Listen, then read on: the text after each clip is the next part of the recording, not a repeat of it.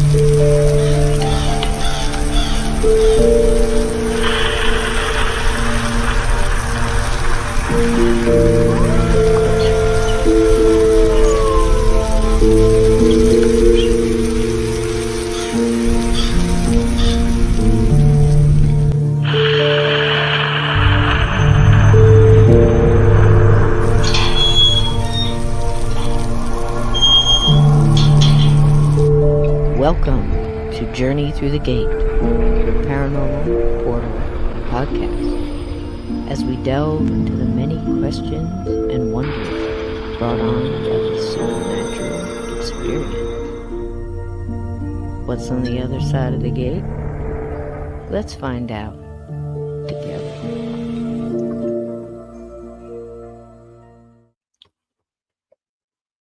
Welcome, welcome. How's everybody doing? Thank you for all the birthday wishes. I appreciate it so much. It is tomorrow, January 14th, 1962, in the middle of one of the meanest blizzards Point Pleasant, New Jersey ever seen. My mom and a nurse, from what I understand, I think 2 days during this whole blizzard, it just kept coming. She knew I was going to be a hellion, she said. And here I am. How y'all doing? Welcome in, gatekeepers. Welcome in, got my ticker cup. We can't see ticker, here he is. Let me tell you something. For all you that are regulars, and you know one of my favorite things is a little funny honey. The ratio of tea to funny honey in this cup is the whole reason Tigger here is smiling. Just so you know. Anything can happen. Welcome in, welcome in. I see all these wonderful faces. Thank you again sincerely for all the birthday wishes. I appreciate it. I can't believe I'm here this long.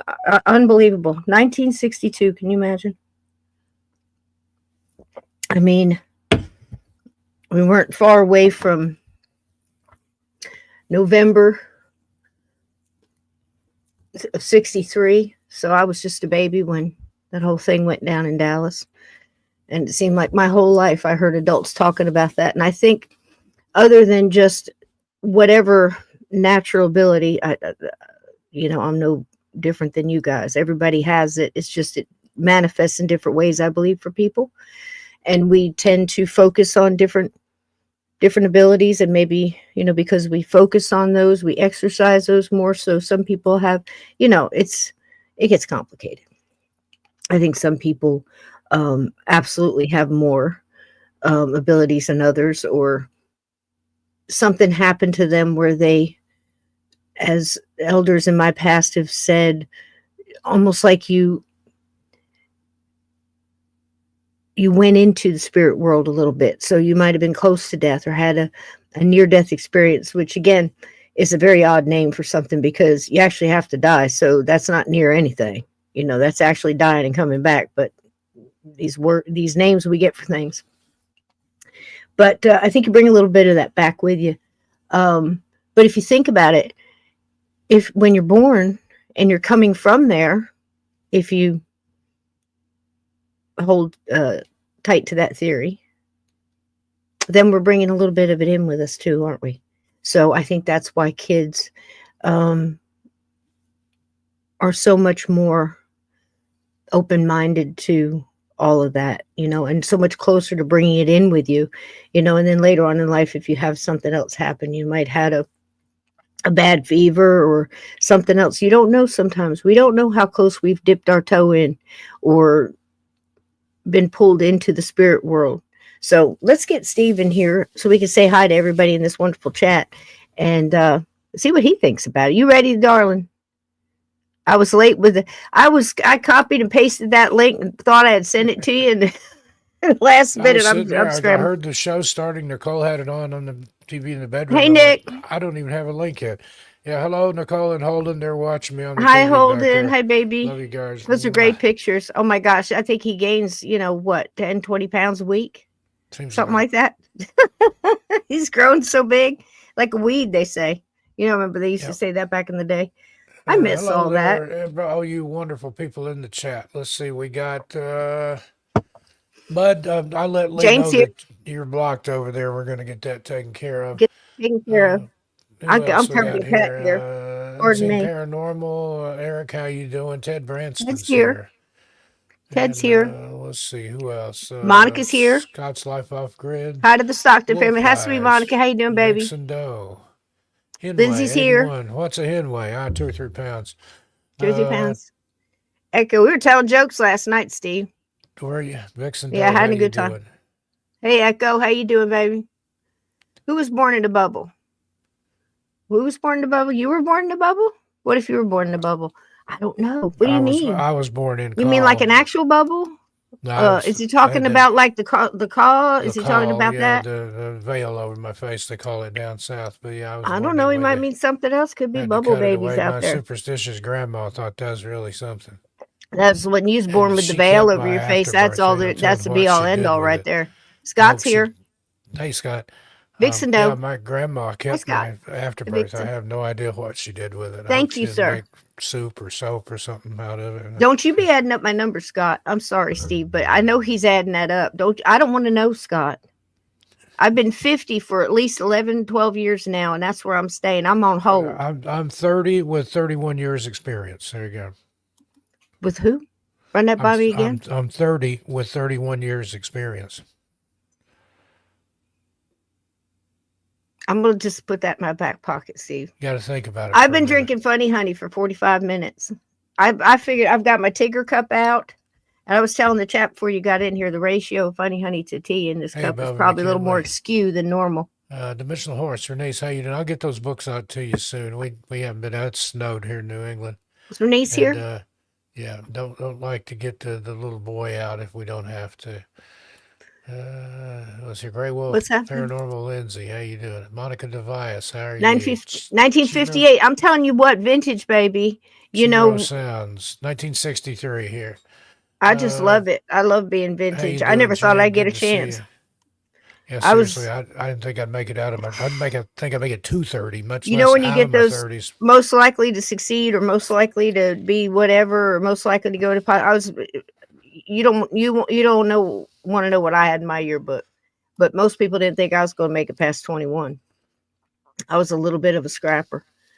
62 also, Jane. Well, I'm in good company. Look at that. Look at us. We're like one of those who's 62? Gathering in here. It's like one of those vintage beautiful car shows where all those wonderful. I'll tell you what, nobody's ever going to remodel one of those ugly ass Tesla Cybertrucks. You know what I mean? Definitely vintage. Yep, there you go. Who said there were 62? Is that 1962 or you're 62 years old? 1962. I think Jane said she was born in 62. I was born in 63. Lindsay's a 58, I think. Oh gosh, you guys are asking me numbers. Nicole was 53. born in 85. Can you believe that? I was in college. 79. Look at that. Look at that. I often think about the whole Youngins. with mine around with the whole Kennedy thing, because it's just crazy. And then I look back at some of the stuff, doing research and stuff, and looking around like 62. I can't even believe that was us. Yeah, you know, crazy. And I remember my family dressing like that and wearing the clothes and the pillbox hats and, you know, the little handbags and white gloves and hell, wearing heels to do the dishes with little aprons and shit. What the screw? Yeah, that. really. Mud, we were born in the last century. Can you believe that? My dad, if he were still alive, he was born in 1921. Can you believe that? He'd be over 100 years old. 1890. My nana. One of my grandmothers was 1898 and the other was 1895. That's right. Hard to believe. It is, because think about it. Just what blows my mind, and we've talked about it on this show before, and this has nothing to do with the topic for tonight or whatever. So if you're new to the show and you're going to get your, you know, start clutching your chihuahuas and, you know, twisting your pearls all up in a bunch, you know, listen. This is a freestyle. This is us visiting on the porch. All these fine people here. We all bring our own snacks. We all bring our own attitudes, our own opinions, our own open. We're all just light workers trying to get through an apocalypse. So answer optional. You know, just maybe you want to just either sit down and get you a beverage and something to munch on and listen and contribute, or shut the hell up or go. I've got an iced one and a hot one over here. So. Whatever. An iced and a hot. Iced coffee. I'm not going to say. Coffee. I'm just. Not an icy hot coffee, but I guess I drink them both at the same time. Icy hot. You're just going to go into some kind of temperature whiplash over there. What is that? Is that a koozie? Why do they call it a koozie and not a cozy? Just call it what it is. I didn't name it. Hey, Gerald, Midwest Night Watchers is there. He's here. Hey, Gerald, how you doing? Oh, yeah, that reminds me. I want to make an announcement. Tomorrow night is our Tuesday night at the movies, so come to the movies with Cisco. It will be my birthday that night, so don't let me, you know, just hanging out there. We are going to watch, what is the movie of Tuesday night? Mods, what is it, our doggone movie? Sixth Sense. I See Dead People. What could be better? What could be more apropos for a birthday movie for our paranormal extravaganza? We're doing our Tuesday nights are all paranormal, and I think I'm gonna make Thursday nights like, I don't know, maybe true crime or some kind of mess like that. I don't know. I hadn't decided yet. That thing Conspiracy. I sent you today about Jack the Ripper, that might be a good thing to talk about. That's what I wanted to ask. That's what I wanted to say, because I was thinking my nana was 1890. Now, what year was it going down with Jack the Ripper? Do you remember? Can you pull that up? I can look real quick. This was so interesting. Steve sent me this the other day. It's the first thing I saw when I woke up, Jack the Ripper. And that's what kind of life I live. Still in the news. Yep, still in the news. And again, you know, that whole thing with I'm going to take this with the 1888. Okay, see, so my nana wasn't even born yet. Two more years.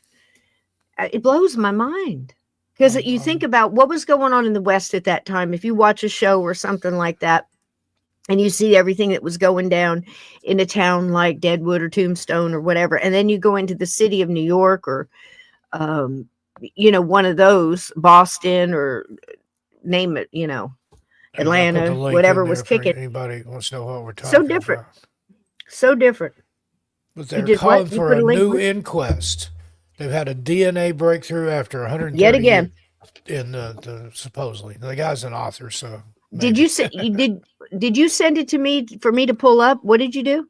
I just dropped it in the chat there, but you dropped it in the chat. Do you have it to read a little bit of it? Or do you want me to see if I can pull it on my? I can share it here. Let me. You send it to me and we'll screen share it, and you can tell them a little bit about it. It was very interesting.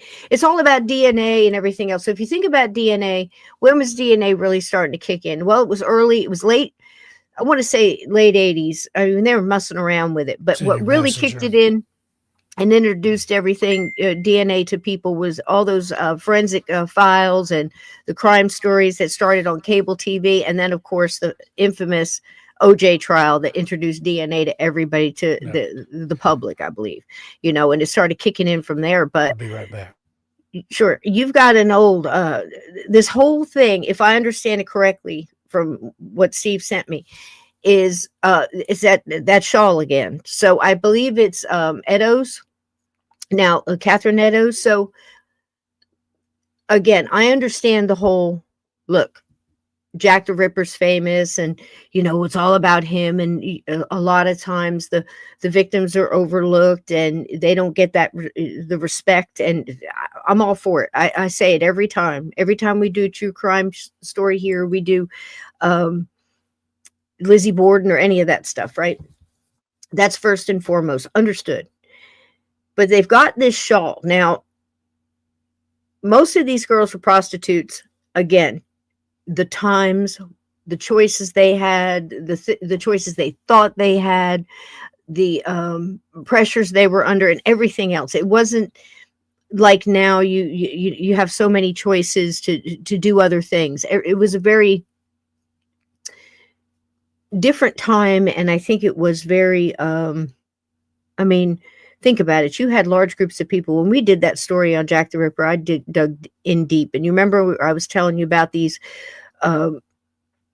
sleep houses. There were no more than stables, really, with a rope, where you would pay just so much just to stay the night and lean over this rope to get some sleep. I mean, these were times of just, and alcoholism and things like that were so rampant, and the alcohol that was available at the time and it was most popular was just this potent, nasty rock gut crap, and just the effect it had on people. These people were in rough times, and of course we have to take all that in consideration, right? And I feel my heart goes out to these victims, and it's terrible from stem to stern. It's terrible. So, but you have this scarf. Hey, baby. How you doing, Chogo? You got a special guest with me tonight. Look at those cheeks. My God, Steve. Yeah. The cheeks. Look at him. Hi, Pumpkin. He's learned to turn over on his belly, and he scoots around on his cheeks. He's got them red. He can get some Aquaphor on him. What do you got? Do you got cheetahs on your PJs? My goodness. Yeah, oh, my God. You're getting so big so fast. There's jungle animals there. I don't know if you can see them or not, but... Yeah. At least I'm smart enough to get, I got them clothes that, I always buy too big because anytime I had kids, if I got something, it was 0 to 3 months. And then say hi to everybody. Hi, Sugar. They were out of it in 2 weeks. So you always get stuff bigger and let them grow into it. Right, Sugar? Yeah. When you're ready. When you're ready. I bet you give your parents a, woo, just the time. He's in charge. Yeah. He's in charge. He's going to be you think you are before long. Yeah. Have you crawled around on your hands and knees and childproofed the whole place yet? Yeah. Somebody asked me if we'd baby-proofed the house, and I said it's too late. One already got in. One already got in? Well, too late to try to keep them out now. Look at that. We got him a play yard and stuff coming, so. Oh, my goodness. Oh, my goodness. His whole world, man. Look at him. Just to be able to see it all through their eyes again. So much fun. Tell everybody hi. You got to come see it, Cisco. Cisco's going to come see you. Tell everybody hi. He's getting sleepy. He just had a bottle about an hour ago. So. Man, I'm getting sleepy right with him. I could take a nap with him. Look at him. Look at those cheeks. He's just as adorable as all get out. Can you say hi? Say hi, baby. Hi. Hi, Sugar. Holden. Hi, Holden. Yeah, Monica, hi, we're looking for an agent for him. The Gerber baby ain't got nothing on him. Right. And that Gerber baby. Man, can you imagine? I was just thinking that whole story about that, the lady that, the whole story on the Gerber baby. But you can't talk about Jack the Ripper in front of him. Also, we can talk about is cheetahs and baby lions and elephants and. He's got an ocean. It looks like a little TV. It's got a turtle and a fish and a submarine and an octopus that moves around like that. Rocks back and forth like a baby lava lamp. Ocean noises and things like that. And he loves that thing. He tries to crawl in it. Wow. And, I could use one of those. He's got another seahorse. He's got a glowworm.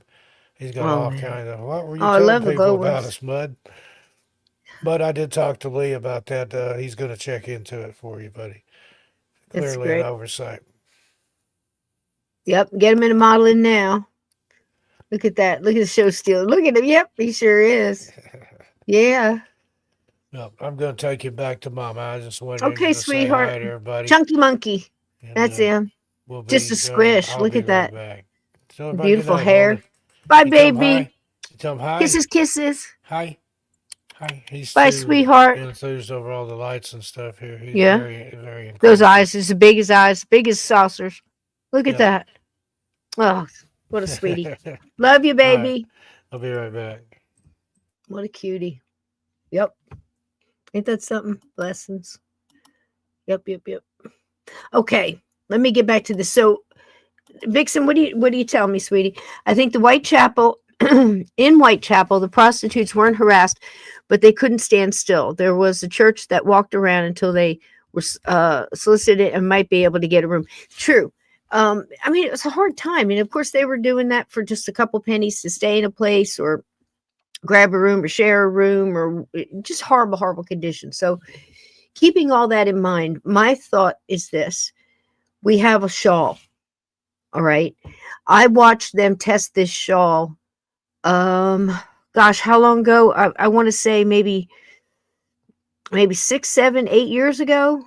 Maybe not back that far, when the grandson of, remember that guy that came out and said he was related to H.H. Holmes, and H.H. Holmes was really Jack the Ripper, and he could prove it because of DNA on this same damn shawl. So this is the same shawl, and they're testing it again. I can't remember the results on that, but it wasn't it didn't come out the way he wanted. It was inconclusive. And everything they said about it then, I would say 8, 10 years later would still stand true. And that was the fact that this belonged to someone who was living in the conditions of, imagine, okay? I doubt very seriously if that shawl had been dry cleaned or washed right before the attack, that was also laying on the ground underneath this poor woman who had been left in the streets of Whitechapel. And now we're going to take a shawl and test it. We don't know the chain of custody of this thing. Do you see where I'm coming from? But it seems that they keep coming up with another connection to, we even had Dr. Ramsland on here, and she wrote, like the definitive books on Ripper, and she gets so mad when people say about she'll tell you there's no reason to even believe that Jack the Ripper ever sent those letters. But she's right. She's strictly the facts, ma'am, Plot twist. Dr. Yeah. Ripperly did it. Oh, just kidding. He's If the you're Ripper. watching Dr. He was the Ripper. I hope he is. God love that man. But tell us about it. Did you send it up here so I can share it, baby? Yeah, I sent it. I sent you sent it to who? In Messenger. You sent me a link in Messenger. Okay, let me go find that. Hold on. Or I can try sharing it on the screen. You can share it. I'll give you screen share. You can just share away, and that way you'll have control. You can make it as big or as small as you want it to be, or you send it over this way, and I can share it this way. I'm sure this is riveting television for the crowd. Yeah. If you're here, please hit the like here. Please hit the subscribe if you haven't. My God, it's free. Hit the button. Okay. Just help me out. I appreciate it. Pop it and as far as the PayPal, I would like to thank Chris very much. I had a nice little gift for the show in my PayPal. Thank you so very much yesterday. Hey, and Bobby, I will check. I have not seen it yet, but I will check right after the show, I promise. And for those of you putting rants in Rumble, the only time I can see it is on my Rumble chat. And I'm ordering some things to help me get that a little bit more situated, because believe it or not, this one's not just me. StreamYard will not load some of the Rumble. So I'll see it, like I see a couple in here now. I'll see like I see where Henway is saying sketchy. That comes up, but some of them don't, like the rants and messages that as far as buying memberships or gifting memberships or stuff like that. So I'd ask my mods, if you see that and I haven't said anything about it, it's because I can't see it on my StreamYard. Okay. So let me know. And just anytime like that, if I miss something, let me know, because don't assume I'm seeing it. I'm still trying to get it all together. And that one's dragging behind. That one's okay. That one's YouTube. It's hard to watch 3 screens at once, isn't it, Steve? Oh yeah. People don't realize how hard this is. It's not easy. You keep adjusting. You keep adjusting it to where you can, you can see, and you don't have the light right in your eyes. And, if you wear glasses like us, that's something in and of itself. Wherever you put the light, gets crazy because people start complaining that right they there, just keep that seeing that reflection. circle in your eyeglasses. Yeah. It's making me crazy. So I try not to look That's at the why I light in wear the them down camera. on my nose, because if I wear them up here, then it looks like I'm wearing cyberpunk shades or Yep, yep, something. yep. Yep. And that's why one of the reasons I look over here at the chat so I can look at the chat. With me too, my energy is just drawn right into the chat because they put out such a great energy. So I think that's why I just kind of gravitate, more toward that than the camera. The hard time just sitting here staring at the camera and believing everybody's in there when I see them right there. It's weird. Well, they I know guess. that we can see them, right? Do what? They See know what? that we can see them. It's We like can see them, everything that they do. it's like Like the the romper room ladies romper said. room mirror. Like the Mirror. romper room mirror. So tell me about where is this Jack the Ripper thing? Okay, I've got it here. I'm going to share it up. You ready? Yeah. Here it comes. Okay. There Let you us go. have it. Let's see. You have Calls for control? Jack the Ripper inquest after DNA. Blood connected to suspect could finally reveal killer's identity 130 years later. Relatives of Jack the Ripper's victims are calling for a fresh inquest after DNA evidence emerged that may finally identify the killer. At least 5 women were murdered by an unidentified serial killer during the autumn of 1888 in the Whitechapel district of London in a case that has remained unsolved for 130 years. But the victims' descendants are now calling for a fresh inquest after a bloodstained shawl was shown to contain the DNA of someone thought to be the notorious killer. Aaron Kosminski, who was a Polish barber, was a suspect at the time, but was never arrested because the police had no evidence linking him to the killings. But the shawl, said to have been found on the body of Catherine Eddowes, the killer's 4th victim, was found to contain both her DNA and that of Kosminski's. There he is. That's a rough one. Oh, that's a computer-generated image. So yeah, more than likely. More than likely. I mean, it's kind of says- hard to. When I see those eyes, I get nothing there. So that's got to be made up. It says a computer-generated image. It's just dead. That's helping me a lot with AI. I wonder if it's helping other light workers too. Do you see that? Like even when you look at a photograph that AI did, that's kind of like at a dead energy. Have you noticed that? That's something I'm learning as a light worker. It's just like you're looking at that. You're not getting a soul. You picking up what I'm putting down? Yeah. It's just something I noticed lately. I'm sorry, I didn't mean to jump in there, but I found that interesting. Go ahead.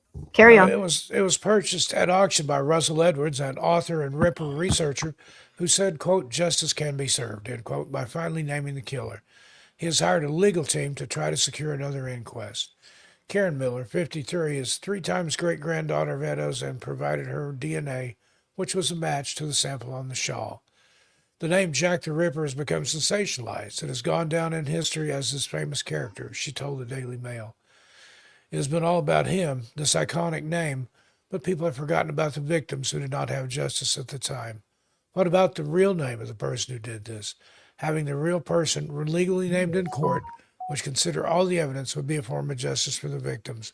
We have got the proof. Now we need this inquest to legally name the killer.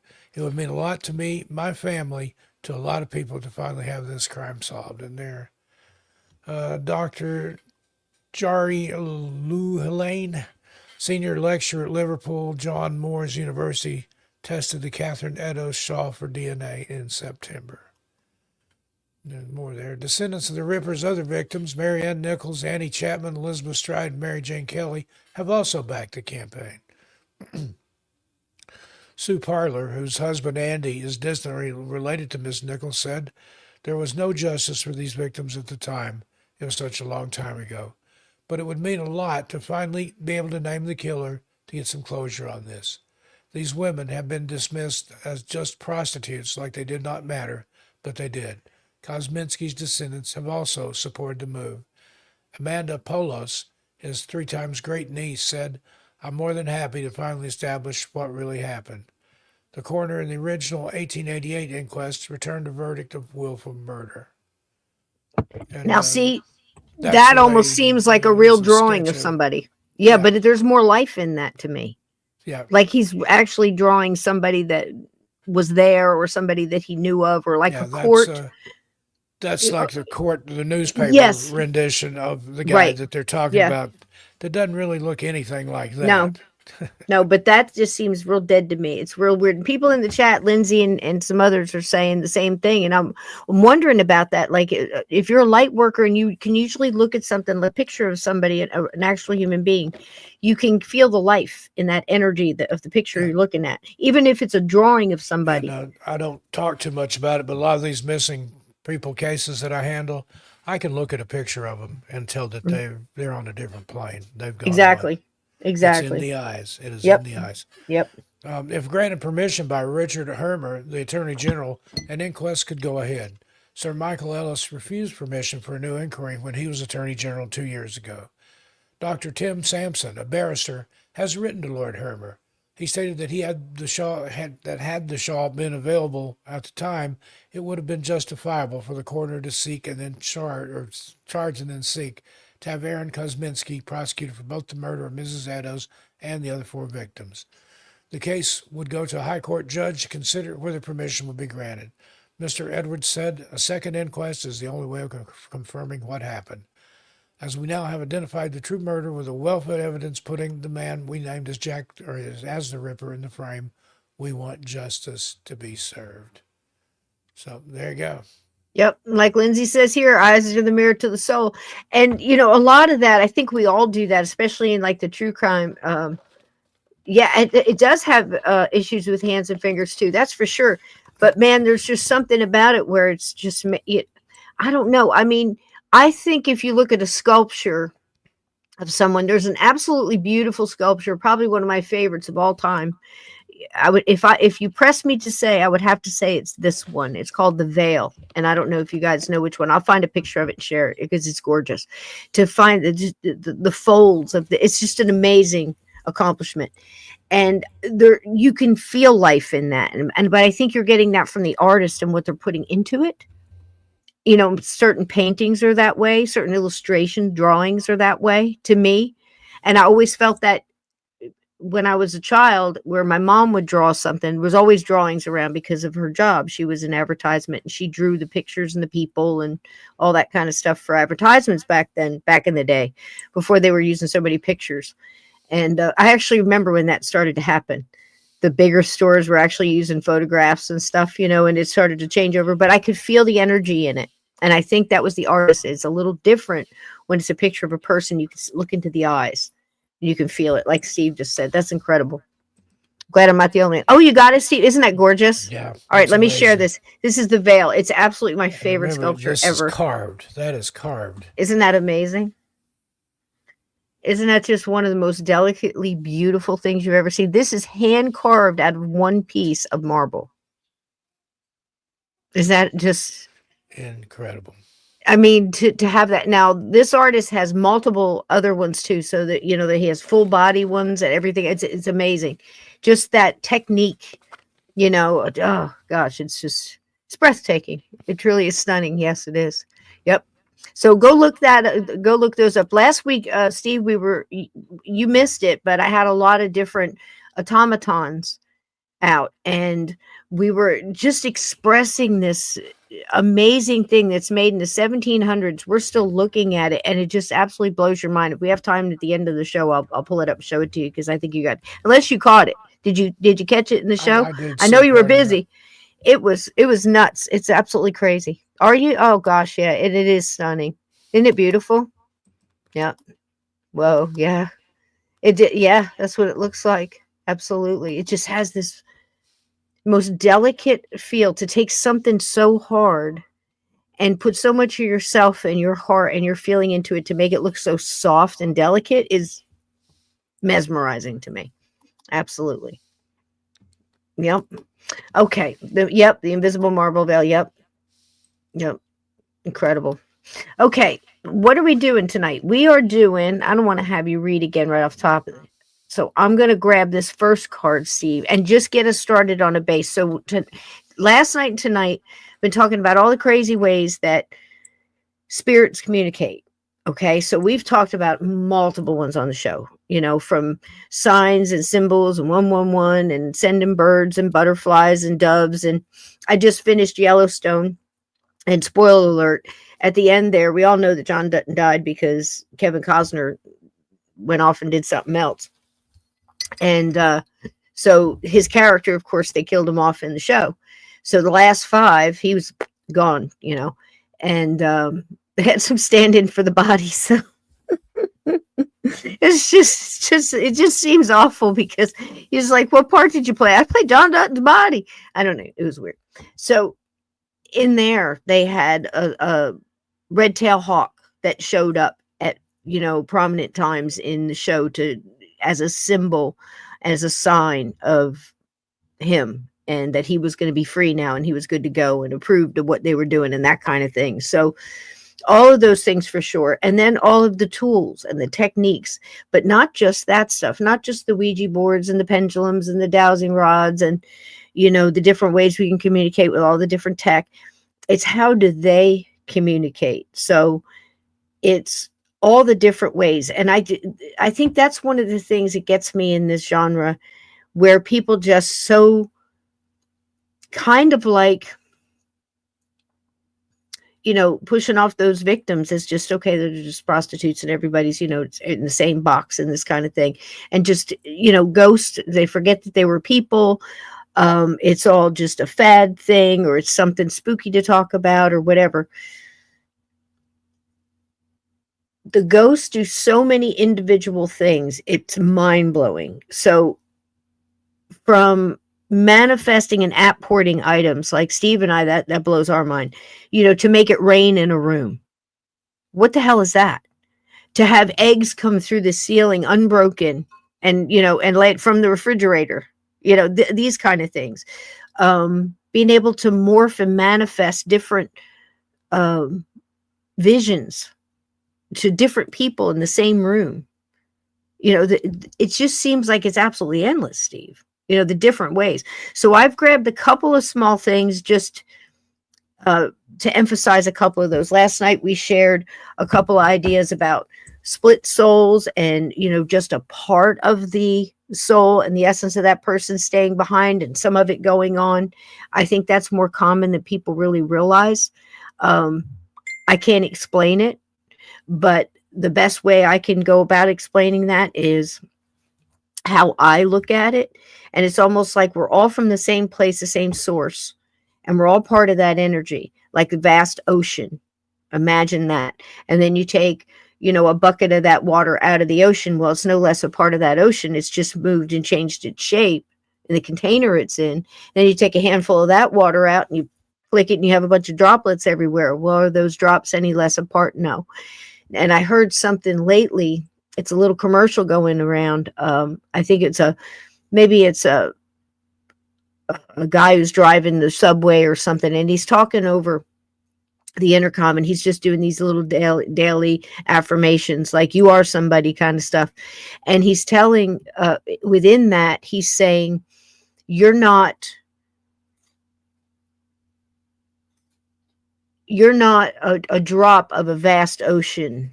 The vast ocean is you. That you're the whole ocean in one drop.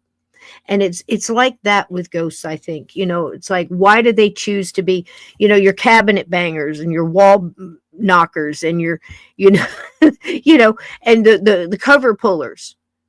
Why do they choose to do these things? And then other ghosts are the ones that sit in the chair in the corner of the room and just stare at you with red eyes at night and scare the hell out of you, or stand at the edge of your bed and then don't say anything. Once they get your attention, they just leave. What did you want? What are you doing? So are they communicating like that? Are they getting in your dreams and giving you messages? We had somebody here saying about dreams. And a lot of people are having more dreams lately, more lucid dreams, more message dreams, profound prophetic dreams. So that's another way they're communicating. Steve, you can speak on that if you want to throw in there, or in any of that, whatever you think. Yeah, I don't think there's a real reason. I mean, sometimes it's obvious, they're upset about something, they've got unfinished business, but sometimes I think they just don't have anything better to do, or they just Yeah. desire to interact, because you have a poltergeist, a noisy ghost. Right. They're just there to cause problems and wreak havoc and make its presence known. Although a lot of times in an actual poltergeist manifestation, there's a girl going through puberty in that household, and there's some weird energies with that. Yep. So, Yep. Yep. All of that and the above. So it's all different. So, and I guess what I mean to say is we Hey, keep trying to Rose. put all this stuff in a little box, a little tight box, and write a label on it and stick it in the closet. You can't really do that. You can't really take all the paranormal and say, hey, I'm an expert on all the paranormal. Really? It's so vast, so many layers. The layers have layers.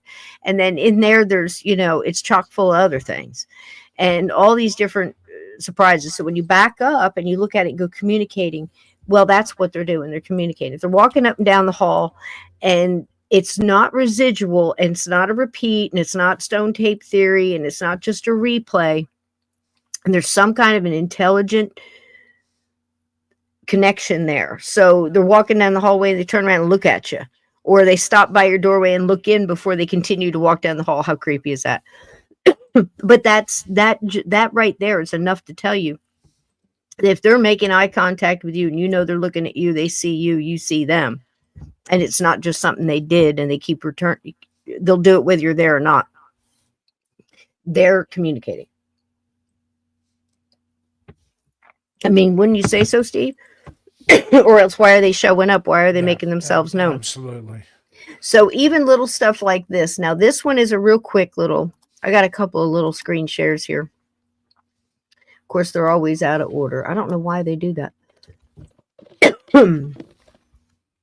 All right, this one is just under the full, like, they make themselves known because you see them. So if you see an apparition, we've shown tens of thousands of them on the show. But looking past the point of, is it real or is it not real? We're really going to run into a lot of that with AI as it's getting a CGI. You got to use your filters. Got to use your filters, or you've just got to accept that all of it either has a possibility of being fake or all of it has a possibility of being real. You got to find your happy place. So again, that's just another example of full body apparition. Scott, you got booted off of Rumble. Are you back? I think you're back. Are you back? Okay, because I didn't boot you. Did somebody boot you? Or did they just knock you off? Rumble does that every once in a while. Sometimes, especially if in an app on your phone, you got to go back and just refresh it. Just back all the way out of it and then reload it, and then you're good to go. Sometimes they're working on stuff like crazy, but I'll tell you, when they do it, it usually doesn't take them very long. Their customer service is really good too if you want to get in contact with them. And they're trying to load so many different things up here to keep up with the times, and that could be happening. So you're good to go. Okay. All right. So that's, again, we showed a couple of them last night. Last night, I also showed the one where the cat just shows up on the couch, Steve, and the owner comes in, doesn't even recognize it, but there's that cat sitting on the couch. So I think people are seeing a lot more of it too, with all these cameras they have in their house, of course, and the doorbell ringers and stuff. But I think the ghosts are starting to know that, and maybe using that to get, to communicate in different ways, showing up on these things. Let me see what the next one is. Okay. Dowsing rods. Let's see this one. This is one of the things I use to communicate. Because no one will ever believe what's going on here. And Have you ever seen them do that, Steve? Like that. It is so still, and it's going around a freaking circle. Yeah. And she's holding it very still. You can look at her arms and everything else. She's not leaning, so it'll do it. Gosh, And it's pointing. I am freezing. Uh-huh. Oh, I'm freezing, and my eyes are watering, and that happens. Can you tell us your name? I record this. With dowsing rods. How are you going to tell your name with dowsing rods? But anyhow, just a short little example of something I think that started, to look for water and things like this, and then winds up in the paranormal. I use them. I get great results with them, but I don't think you can. I'm not going to sit there and go through the whole dang alphabet and spell out the person's name with the dowsing rods, but there's other ways to do it. If you want to do that, that's up to you. But let's start here. Spirits and ghosts most likely communicate through thoughts. Telepathy as the preferred way of communicating. And we talked about this last night. One of the scariest things, if you really think about it, is they are catching your thought as you think it, not as you say it. There is an energy when you create a thought that they're picking up on. So, what does that mean for the rest of your journey in life? We say we're responsible for our thoughts as well. That's pretty scary, isn't it, Steve? Yeah, definitely. But isn't that an interesting concept? They catch your That is. thought before you ever even say it. Yeah. The thinking of thoughts most likely cannot be hidden in the realm of spirit. So all those times you hear people, I spoke of this last night, Steve, where everybody's getting around the table and they're going to talk about their next move against the spirits that are in the house. They're right there hearing everything and they're whispering. So you just go outside the house, get away from wherever their realm is, not to say they didn't follow you, but understand the rules that, you're thinking it and you're writing it down on a piece of paper and passing it to each other. Whatever you're fighting in the back room, they can still hear you. So interesting. Different forms of ITC are just methods at physically. Wait a minute, I jumped somewhere here. Different forms of ITC are just methods at physically turning into the thoughts that are those around us in spirits. If you could pull back the curtain that seemingly separates us from the invisible world, we might be shocked to find that we are probably hearing and being influenced regularly by the thoughts of spirits and ghosts on the other side of the veil.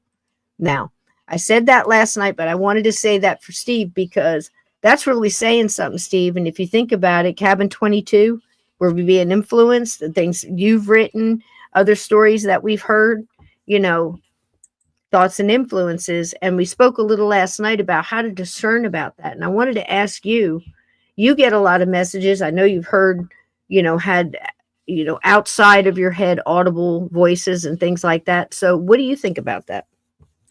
I think it's one of those things that it's a way of communication, but you have to be open to it and you have to be able to do it. You can't just want to do it. You have to be open to it and have the ability to some degree. I mean, it can happen with anybody, but I think people that do it regularly, so there's a bit of hereditary stuff involved. Yeah, and you're also exercising those filters and those muscles, and I think it's like anything else. You get more familiarized with what works for you. And I said last night, it's like that old cartoon with the devil on one shoulder and the angel on the other, and it's trying to influence you the whole time. And basically, I'm offering for everybody to really take a time and think about how do you discern what's what. So is it easy for you guys to find your baseline of what's really yours, what thoughts and what feelings really belong to you? Because if you're an empath, Steve, you and I've talked about this all the time, you're absorbing everybody else's BS, their feelings, their anxiety, their fear, their depression, so that's why it's so important for us to ground and push all that stuff off and get back to that baseline. Because if you're trying to discern what are your thoughts? Yeah. Right. And you're trying to discern, is that, you're driving home, you're driving home, you're coming off the office and you're trying to, traffic and you're trying to, you find something on the radio and you just getting this nagging there. Like, did that bitch really say that about you? Are you going to let her get away? You should go in there and you should say this and I should have done this and I should have done that. And you're getting yourself all riled up. Is that you? Or is it something that just saw that you were in a situation where if it pushed just a little bit, it might get you to do something or get you to push over the edge? Think about it like that, because I wonder how many times if we actually took the time to think about that, if it would stop us from going, wait a minute, that's not me. That's not me, and change it. And I said last night, try to do like a joke or sing a silly, happy song and see if it goes away, because it can't stay around that. So if it's not you, that's one way to back it off real quick, where it can help you discern what your baseline is. Because I think a lot of us carrying around other people's luggage, for lack of a better term to put it. Does that make sense, Steve? Yeah, absolutely. Especially in these times, spiritual warfare. Don't, my mama used to say, don't borrow trouble. So don't go around offering to carry other people's damn baggage. You know what I mean? Let them deal with it. Let them sort it. You take care of your own and trudge on. Spirits, those who have entered and or come from the light onto the earthly realm to visit, assist, or communicate. These are the difference between ghosts and spirits. And I like the way this person described this, and this has got a lot of me in it too. Ghosts are spirits that have not gone into the light and for a variety of reasons, but have remained as earthbound spirits. It is important to understand that no matter how good a ghost's intentions are, it is still considered to be temporarily lost and in need of entering into the light for healing and life direction. Now, this is going to bring up a whole nother thing that we kind of touched on last night. This condition of the ghost may be described as temporary darkness, and we can describe it as, you know, that in between, Steve, the unseelie fae, purgatory, you know, the locker room. A lot of the people that I know that go in there to get people, it's like a locker room. They're sitting on benches. It's like almost like they don't want to open their own locker to clean it out, kind of thing. That's how I take it. They're just sitting there waiting for the game to start, you know. It's like halftime or something. It's really strange how many come and they're sitting in a locker room. Have you ever heard that one, Steve? I've never heard that analogy, but it makes sense. Isn't it crazy? But it's weird how, you know, and people that don't know each other are coming back with this. Put it in chat if you guys have ever heard that. Put a yes in there if you've heard that before. It's crazy. Where was I? Okay, you know, because not darkness because it's negative or anything like that. It's just an absence of the light. And I think that's one of the reasons you could even consider yourself or they consider light workers carrying that light into the darkness. It's figurative and it's literal at the same time. Do you see what I mean? Think of how our judgment may be clouded when we are in the midst of a struggle. It is the same with people who remain behind. They are still thinking and believing how many of us do, preventing them from seeing a higher perspective and experiencing life beyond what they have known while on earth. This darkness may be negative at times, depending on the lost soul's disposition. If the person was negative while in body, then his behavior may magnify while out of body and in fear. I would say most assuredly it does. That's been my experience. Magnifies. The light has not yet healed and transformed the person. Thus, they are truly existing in a temporary hell, for lack of a better comparison. Usually they're a hell of their own making, because along with that, if visions and they're visualizing themselves going through the same thing that got them dead in the first place, of course that's not pleasant. So makes a lot of sense, right, Steve? So far? Okay, so basic Sorry, items I was like muted. Yeah, so far. So far, it makes sense. Did you want to say anything on that? No, I mean, I think that's really perfectly not so put, much you can say. Yeah, it is. It's well stated. and it leans on the thought that I was bringing up last night, and I think it's on the next card here about the debate on whether or not we have a right to go in and try to cross somebody over. So if that comes up, you know, just remember what that card said and think about it. So here's this ghost that has no idea because it's confused and is staying behind for whatever reason, probably not in the best state of mind. I mean, you know, that already tells you that they're not. And they don't get a chance to know that they could escape that if they knew it before and just lost that thought or just have no idea what's going on. I don't understand why people would tell you not to even try. The big argument on that debate seems to be, for the other side, seems to be like, we have no right to interrupt their journey. It's their journey. It's their reason that they're here to suffer. They have to work through it on their own and all that stuff. To me, that's a little bit like the parent who throws the kid in the water to teach him how to swim. And I'm not, it's kind of mean. It's kind of mean.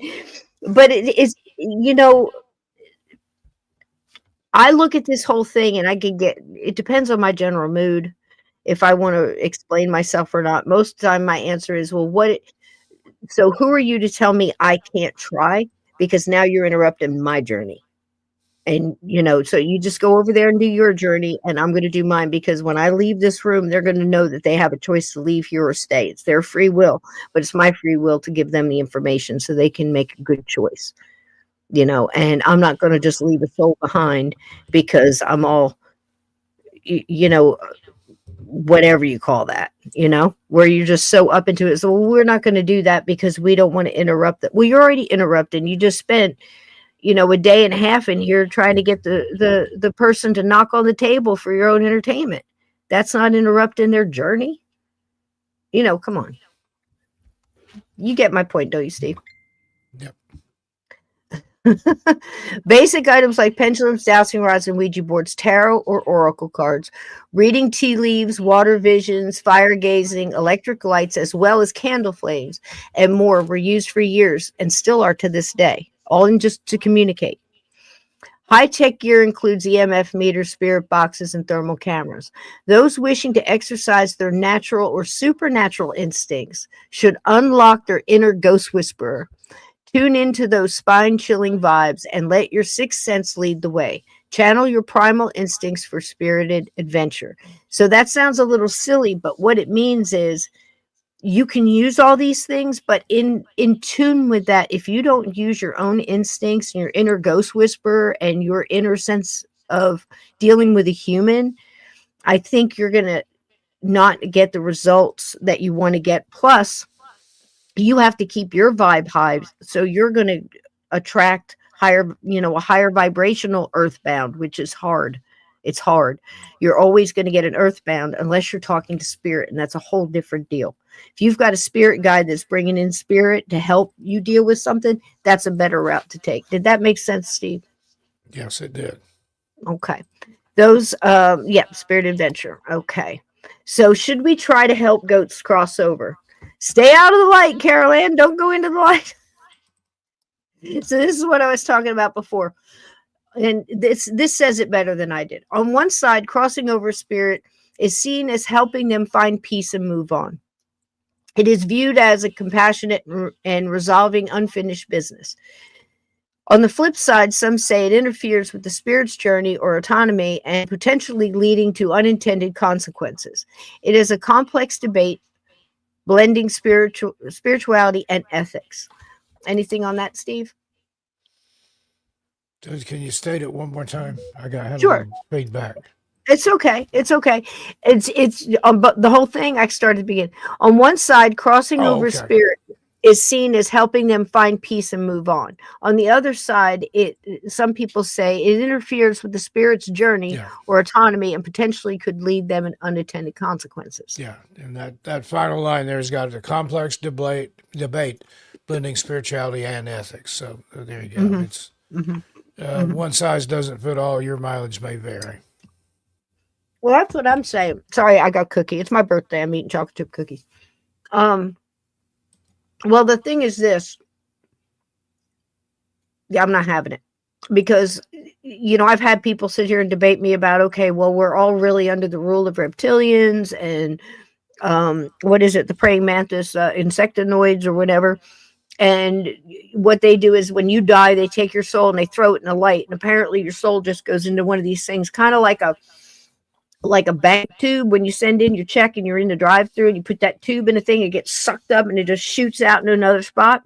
And we just become slaves for the reptilians and stuff again. And we just go through and there's really no point to any of this. And we were just made up in tubes and test tubes and all this other stuff. I don't know the whole story. That sounds like BS to me. But if it's true, then everything I've seen for 50 years makes no sense. Yeah. So I don't know what to tell people like that. It's like, okay, I'll sit there and I can listen. I can watch your video on it and I can listen to your, you're telling me what flat earth or whatever. Here's the thing. I'm not an astronaut. As long as my feet are connected to whatever I'm walking on and I can go to A and B and I can go to work and pay my bills, you can call it an octagon. But it doesn't make sense to me, and I have no RAM left. My platter is just full. And the debate, for me, it doesn't change anything for me, and it doesn't, there's no be it all and end all. And I think it's silly. But you see people back and forth, and I'm looking at people arguing over this big panels. Well, you shouldn't cross over, and I think it's arrogant to cross people over and think that you need to kick this. No, don't misunderstand me. What I'm saying is, I feel it's my journey to go in there and sit down with them like I'm sitting down with you and go, honey, you're dead. I just want you to know you have options. And here they are. And if you want to talk about something and get something out, and maybe we can lift up your vibration and you'll be ready to go, I don't see any reason why you shouldn't go over there and connect in with your higher self, your spirit guides, your ascended beings, your loved ones, and move on and be healed and come back later and tell me, hey, I'm doing great. Because that's been my experience. So, if you disagree with me, that's fine. But, it's not going to stop me. Because I think it's up to the ghost. And if the ghost is too confused to know where it is, how is it going to be on making the biggest move of its life and death? You see what I mean? I don't think they hand out pamphlets in the locker room, Steve. I don't think, I don't know. Now, I've had people that have been in there a while that say that they've had certain people come visit, sit next to them and talk to them and try to egg them on a little bit and give them a little bit at a time and spoon feed them information and then leave and then send somebody else in. I've had many situations like that. And sometimes it's different people have to do different things. It's a labor of love, but I don't know how you guys feel about it, but if you were stuck, wouldn't you want me to try? I think the answer would be yeah. Yeah. All right. So this is me. I would suggest that they have a freedom of choice. Their soul gets to decide. I believe in at least making sure that they have all the information and theories that you have available that most relate to this entity's needs. This takes care and consideration of the state that this energy is in. How this information is explained and helps to comfort and unravel some of the distress in the ghost depends on the individual case. And, that makes perfect sense. Because of their confused state of being stuck here on the earthly realm, they may very well have all the earthly feelings attached to it, the anxiety, the emotion, the dread, the fear, and the apprehension. Giving them knowledge that they can look toward the light, that they may move toward the light and perhaps find loved ones there and may find some peace is at the very least we can do. So there you go. Prove me wrong with science. Providing guidance and information can empower spirits to make their own choices. It respects their autonomy and acknowledges the complexity of their situation, blending compassion with respect for their spiritual journey. It is a thoughtful approach to a complex issue.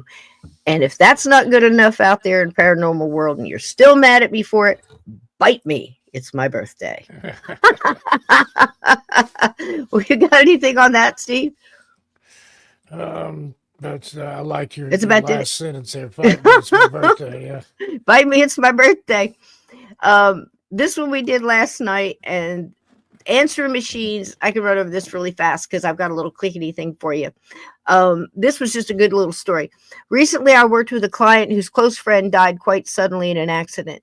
Shortly after he passed, he began leaving messages on her home answering machine. Interestingly, at least one such message showed as having been made from her own cell phone. However, her cell phone had no record of the outgoing call. The phrases spoken were, I'm here, and I'm fine. And oddly enough, most of the time, those are the messages. I'm here, I'm fine. I'm okay. I love you. The insurance papers are in the desk drawer, whatever. But most of the time it's I'm fine, or it's no big deal, or it's better than I thought, or it's I'm okay. I want you to live. I want you to be happy. That's usually it right there. I got another shorty here. You want to see a little? All right, this one. This was about 9 minutes. I need to get some hot water for my tea. This one is wonderful. Now, this is a story we had seen before about 2-3 years ago, but it's so interesting. It's off the TV show, wonderful TV show in Australia. Oh, shit, I forgot the name of it. The Extraordinary. And with Warwick Moss, Strawberry. I'll never forget that story. I'll never forget it. So here's a dude that was more or less a skeptic, and he's a broadcaster for, a famous thing, a bit of a comedian. So he's making fun of all this stuff, right? Goes in stone hard skeptic, just a disbeliever, and just a joker. And by the end of the night, this son of a gun sees a full body apparition that blows his mind. And he sees a medium who can do, I don't know what you call it. It's some type of chaos magic where they can change their face and morph and manipulate energy. It's an amazing story, and I like to call it on the air. So here we go. Steve, I'm getting some hot water. You going to go get a drink? We'll be right back. Yeah, I'll be right back.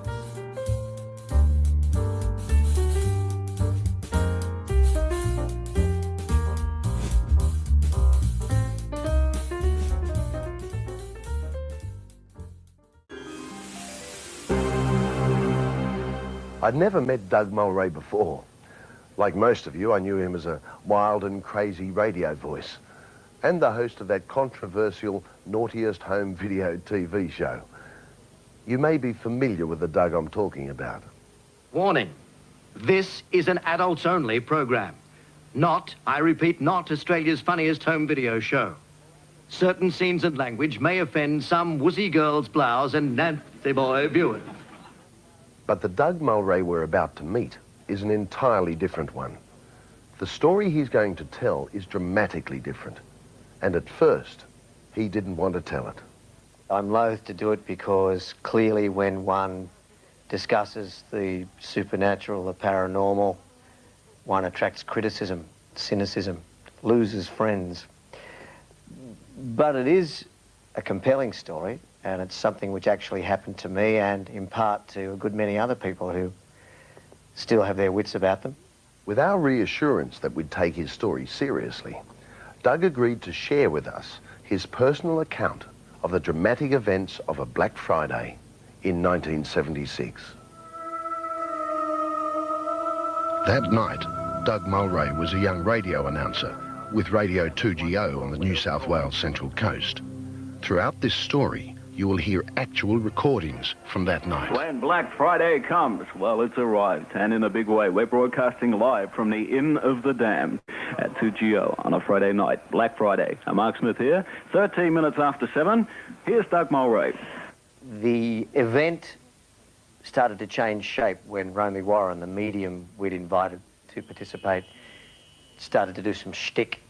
I think we all became concerned, if not alarmed. I remember Bob Byrne was certainly alarmed when Romy Warren did a thing that she described as transfiguration, if my memory serves me well, where she stood against a door in this candlelit room while we were playing one of our tunes and made, believe it or not, her entire face disappear, become a disc of light. There was a hairline and there was a shoulder line, but there was no face there to speak of at all. And as soon as you realised that she'd somehow, remarkably, caused her face to evaporate from the space that you had recognised as her face moments before, a suit was superimposed a Chinaman. I can remember this as if it were yesterday. And I'm sure the other guys would corroborate this. And I want you, Bob, to come over here and tell us what you saw. I saw a Chinaman's face, and I said to Doug, without any prompting, I said, a Chinaman, I can see a Chinese. But I must admit that I was kind of spooked by the whole thing. There was the face of an ancient Chinaman where her face had been a second before. The Chinese face disappeared. It was replaced by a stream of faces that came and went so quickly that the impression one got was that her face was in some way plastic. It leapt around. At one stage, I remember this distinctly too, there was the face of a huge Indian, American Indian, that eclipsed even her hairline, and she appeared to grow. Her whole body appeared to take on the size of this remarkable Indian man, whoever, whatever he or it was. I was at this point fairly convinced that we were into something considerably larger than we'd originally envisaged. We had tea, we had coffee. I mean, we took a little bit of settling after that experience and then moved into that section of the program we designed, which was the walk outside and upstairs to the upper room, where, according to the information we had from Terry Burke and those people who'd looked for us into Gosford Court records, our woman had been murdered and subsequently appeared to her long vanished husband, the supposed murderer, to appear to him on his second visit to the house and frighten him to death. That was the legend that surrounded the house.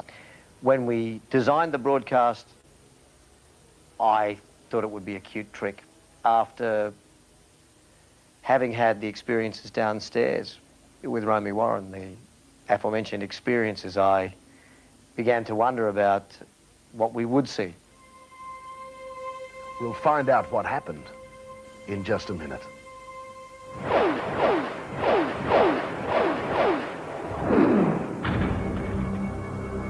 TV personality Doug Mulray, with more on the night the line between reality and the supernatural blurred. We went up the stairs with a long lead, the two of us. As I say, an outside staircase. The upper room was accessed from an outside staircase. And we got to the top of the stairs and opened the door, and you could see across the water the moonlight through the broken glass pane. And we stood and we waited. I remember noticing an appreciable drop in the ambient temperature of the room. I'd read enough about ghosts and sightings of ghosts to know that this was one of the things people spoke about. I commented on it. I said that maybe we did have some kind of presence here. Romy said definitely. She told me that it was a woman, as I remember, and that if we were just silent for a while, we may be able to see her. I can feel a presence. What sort of a presence do you feel? Perhaps the talking interrupted. Is the talking interrupted at all? Yes, can we have just a second's quiet? Just a moment.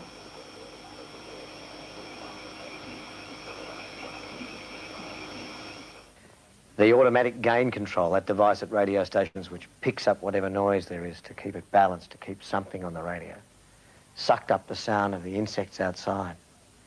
And I can remember to this day the intense sound of the chirruping, the grasshoppers, the cicadas, whatever they were in the bush. Loud, hammering, a cold in the room, but nothing did we see.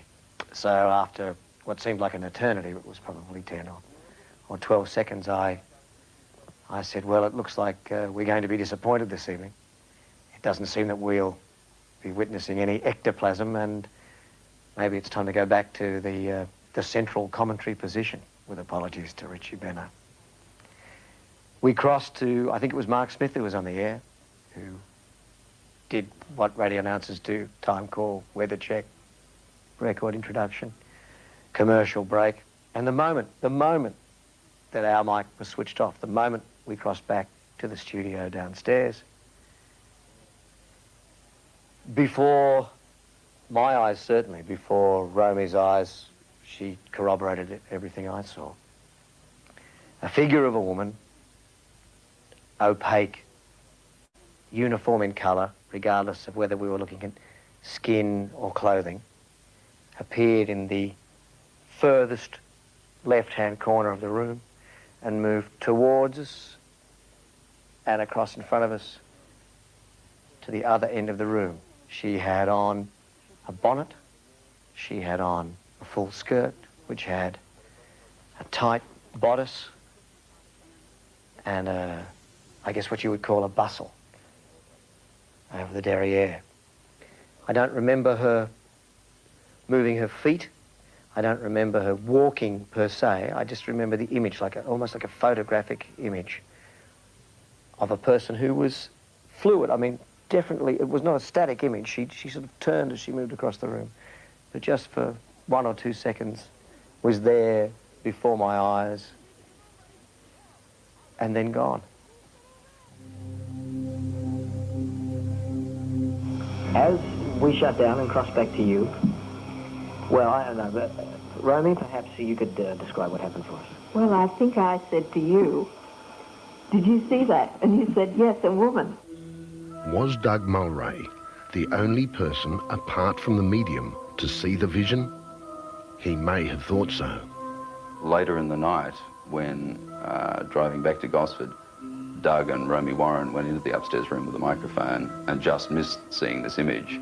They came back on after a song and described what they've seen, and I thought, whoa, that's exactly what I saw. That's really strange. And she was as mysterious as she was real.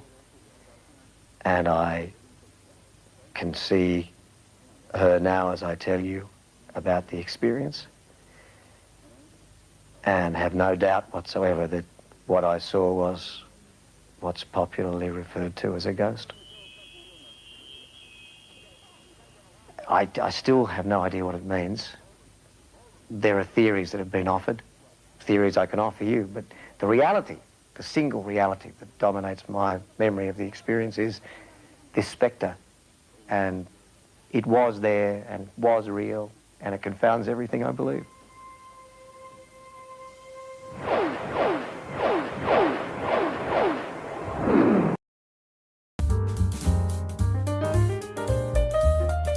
Confounds everything I believe. But he still saw it. And you got to wonder, why him, right? So many people want to see things, want to communicate, yet don't ever see or feel like they've never seen or heard anything, had a visit from a loved one or any of those. We've talked about that on a lot of shows. There's multiple reasons that could be happening. You could be blocking it, something with you that you have to get through before you can accept something like that.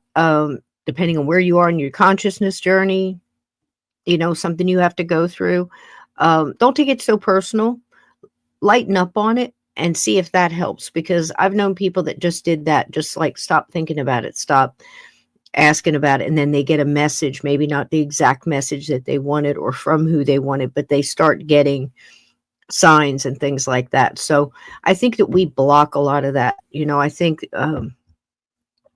grief alone, once you start easing through that, that's why my recommendation is always to feel the grief, feel the pain, move through it. And how you move through it, you hang on to a funny memory, a happy song, make it up if you have to, but get yourself laughing and remembering the love part of it. And that's going to help you and them at the same time. And that opens that connection, if that makes sense. But as far as questions, and I need to know the answer to this, or I need to know this answer, I need to have this thing. You may not be ready to hear that answer. They may not be able to give it to you because you have to make a decision on that yourself. You have to make those decisions, those mistakes. You have to fall down. Hearts will break, bones will break. We learn from these things. And sometimes we have to go through these things to get to where we need to be. And it doesn't just happen easy, So you kind of take that on as a light worker too. So I know it goes with the territory. So there's a lot there. This guy, I love this story. There was so much in it. Multiple people saw the apparition. Most of the people who saw the apparition, except for Romy, who was the medium, were non-believers. In fact, they were completely on the other side of it, making fun of it and didn't believe it at all and thought it was insane. But yet here it was. And those kind of things are really, I think those are some of the best witness experience, stories. Don't you think, Steve? That's a good one, isn't it? That is a good one. What do you think about the face? Like, man, I saw she changed to her hair and everything, like into a chief and into an old Chinese person. It's not the first time I've heard it. Yeah, I've heard that before in some of the old manifestations, that they would appear as different things, and that the Indian chief seems to be a popular one for him.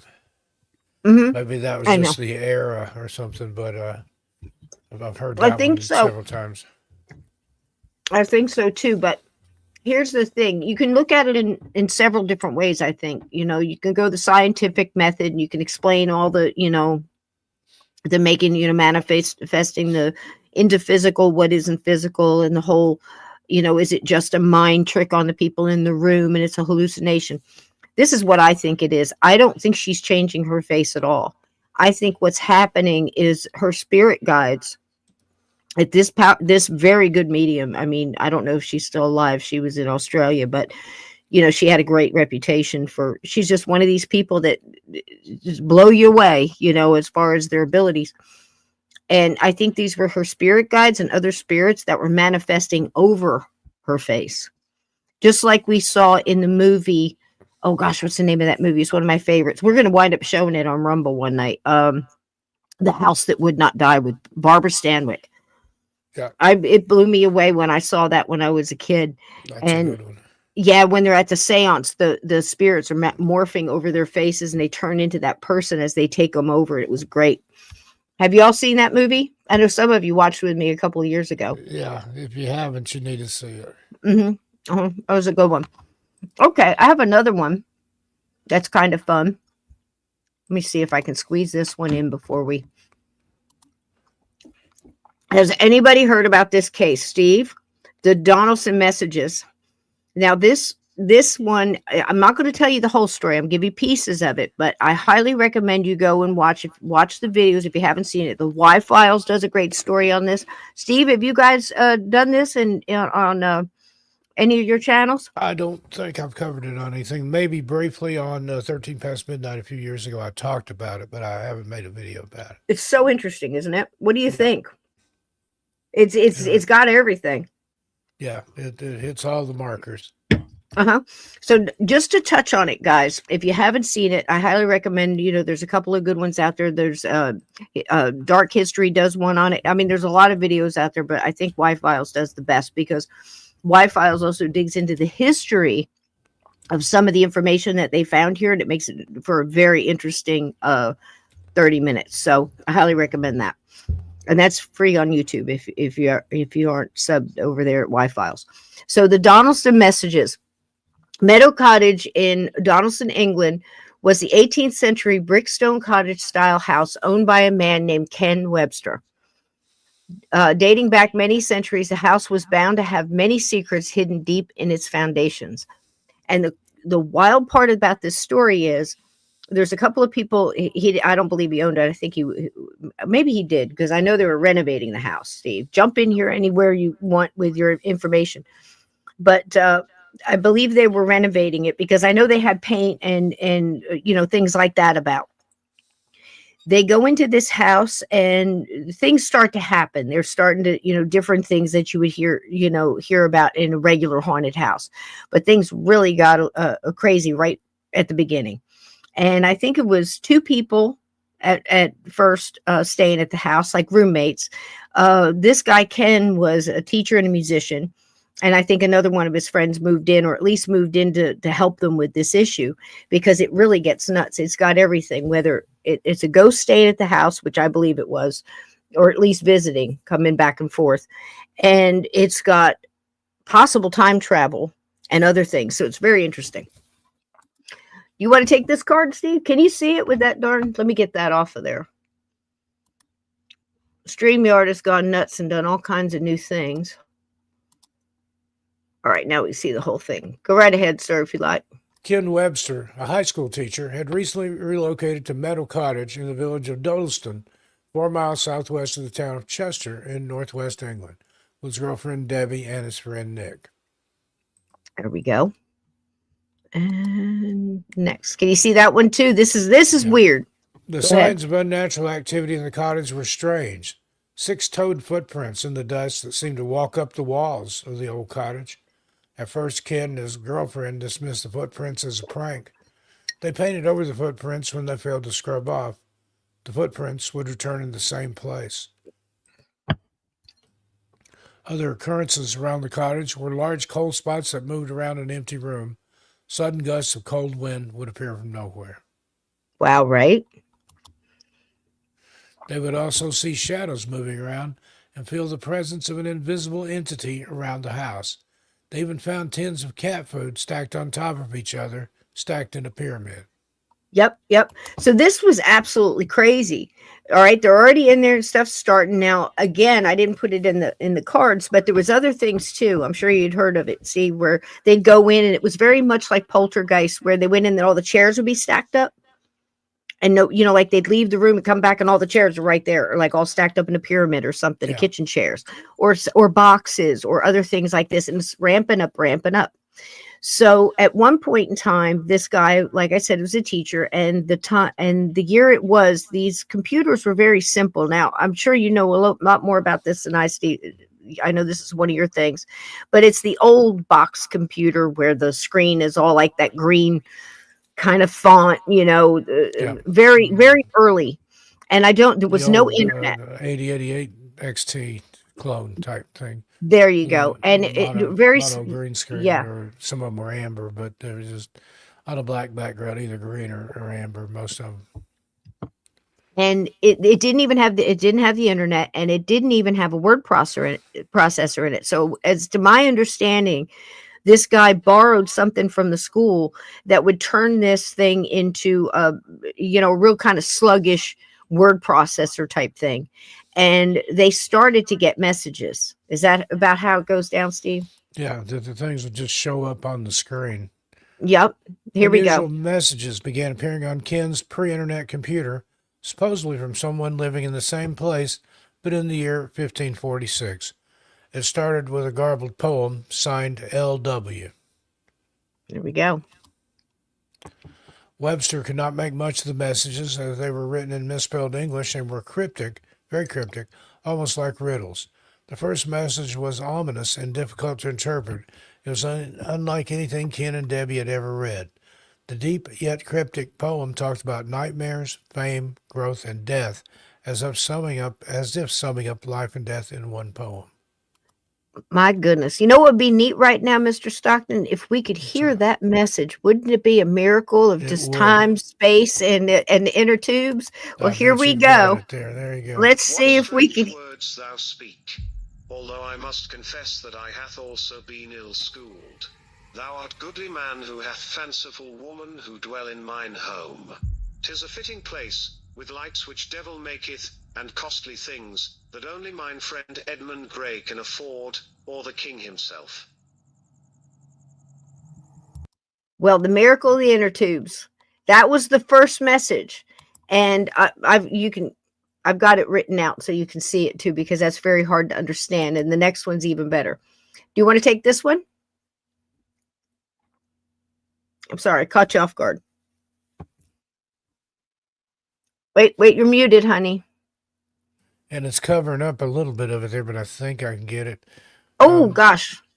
Okay, well, we'll figure it out. Go ahead. There was a second message after some days. The second was not the same as the poetic first message. The second message was written in archaic English. This one called Ken a worthy man and Debbie a fanciful woman, as if the entity admired them.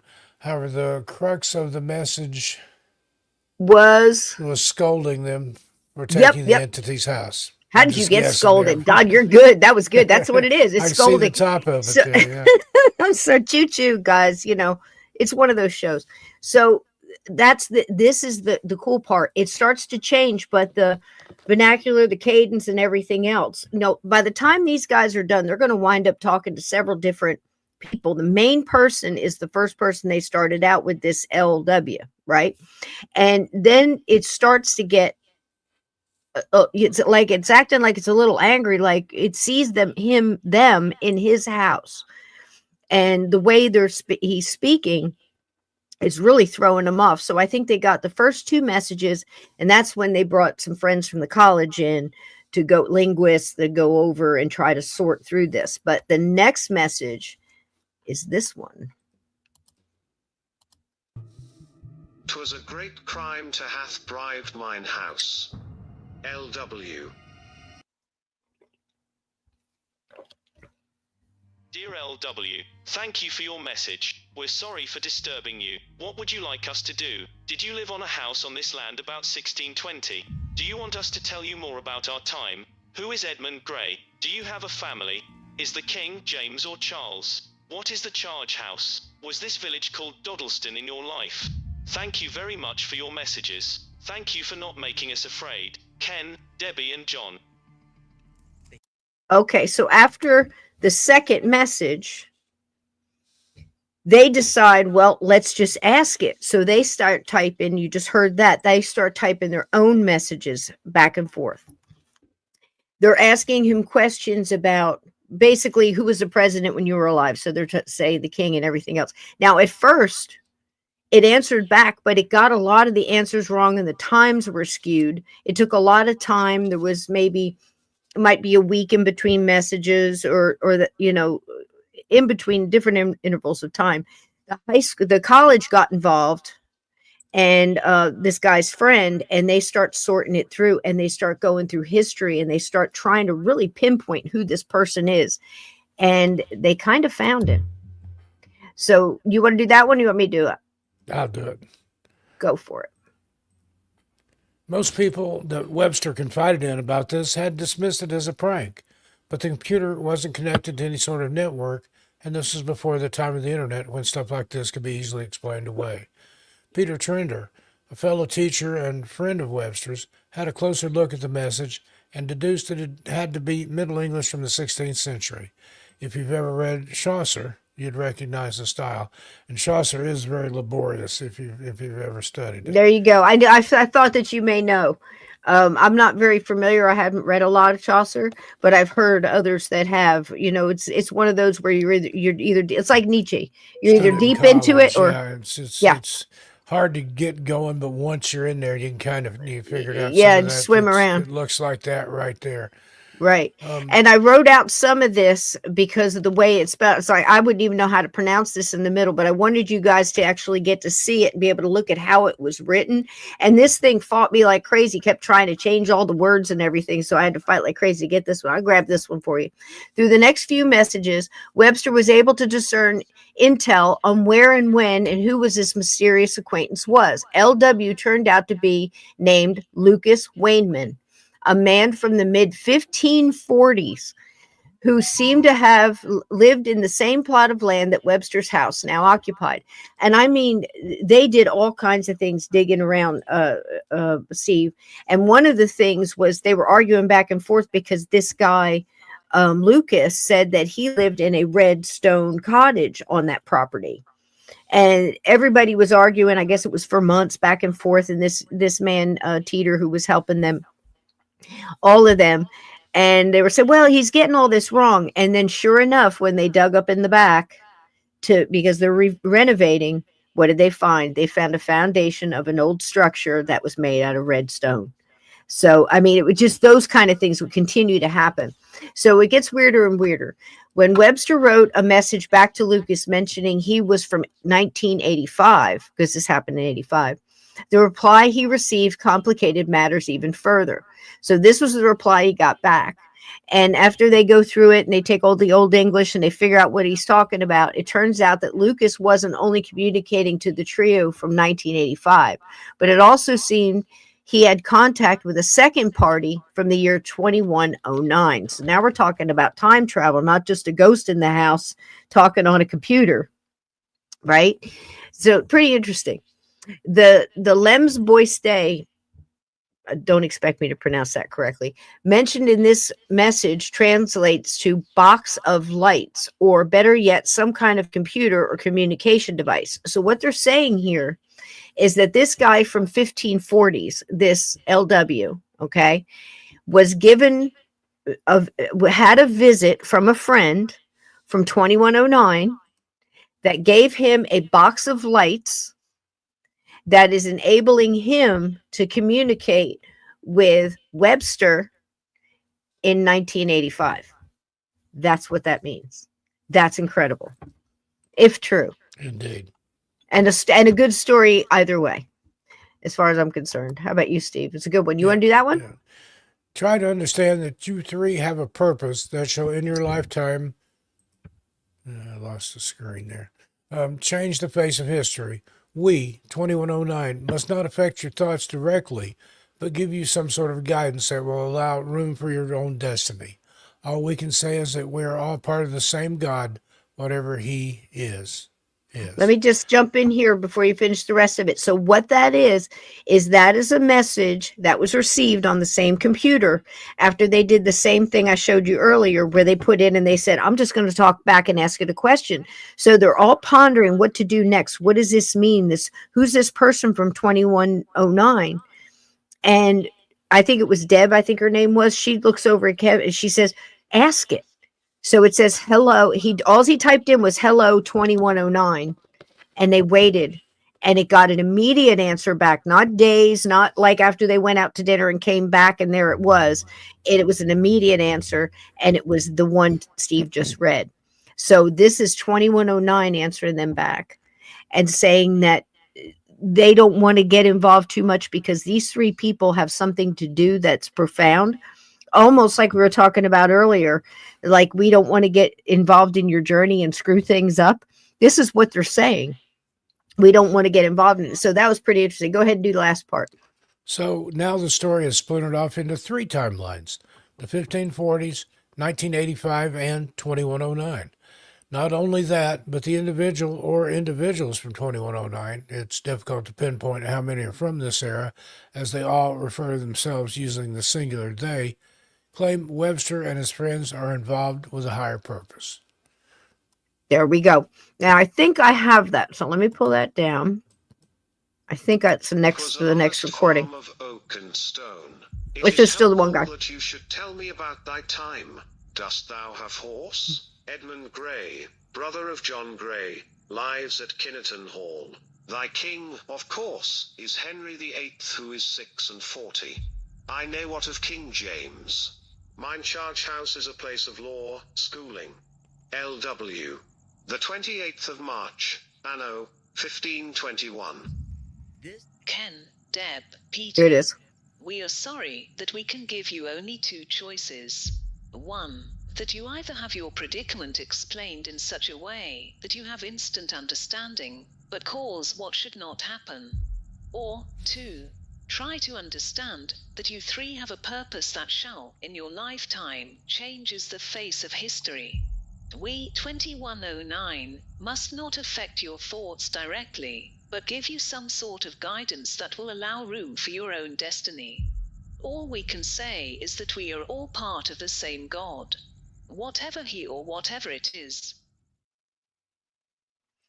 Okay, so that was, obviously not the original recording, but an example of how 2109 came back, and it was like a group, obviously speaking in a whole different cadence, a whole different verbiage, a whole different almost intellect it sounds, and even just the way it was put out there, and saying that they don't want to interfere in their destiny, basically. And they don't want it, you got 2 paths here. We can either tell you what's going on and you can throw all that away once you get the answer, or you can go about your journey and see what's going on there, because we don't want to mess it up. And I think in a way that's a real profound message, because it's almost what the spirits are telling us when they come back, Steve, when we try to dig too deep and try to get all the answers and have them fix the problems and give us, some answers they can give us. And I think there's only so far they're allowed to go. What do you think? Yeah, I think that's it. They can't, maybe they can influence, but they're not too much. They can give you hints and stuff, but they can't really, it's one of those paradoxical things, like free will. They could do something to prevent themselves from existing, kind of like in Back to the Future, Yeah, almost. Yeah, almost. I mean, that's definitely a good way of looking at it. And I think too, it's all in, we kind of saw it in Fallen when they're making choices. We're going to see it in Nefarious when I show that. That'll probably be next week.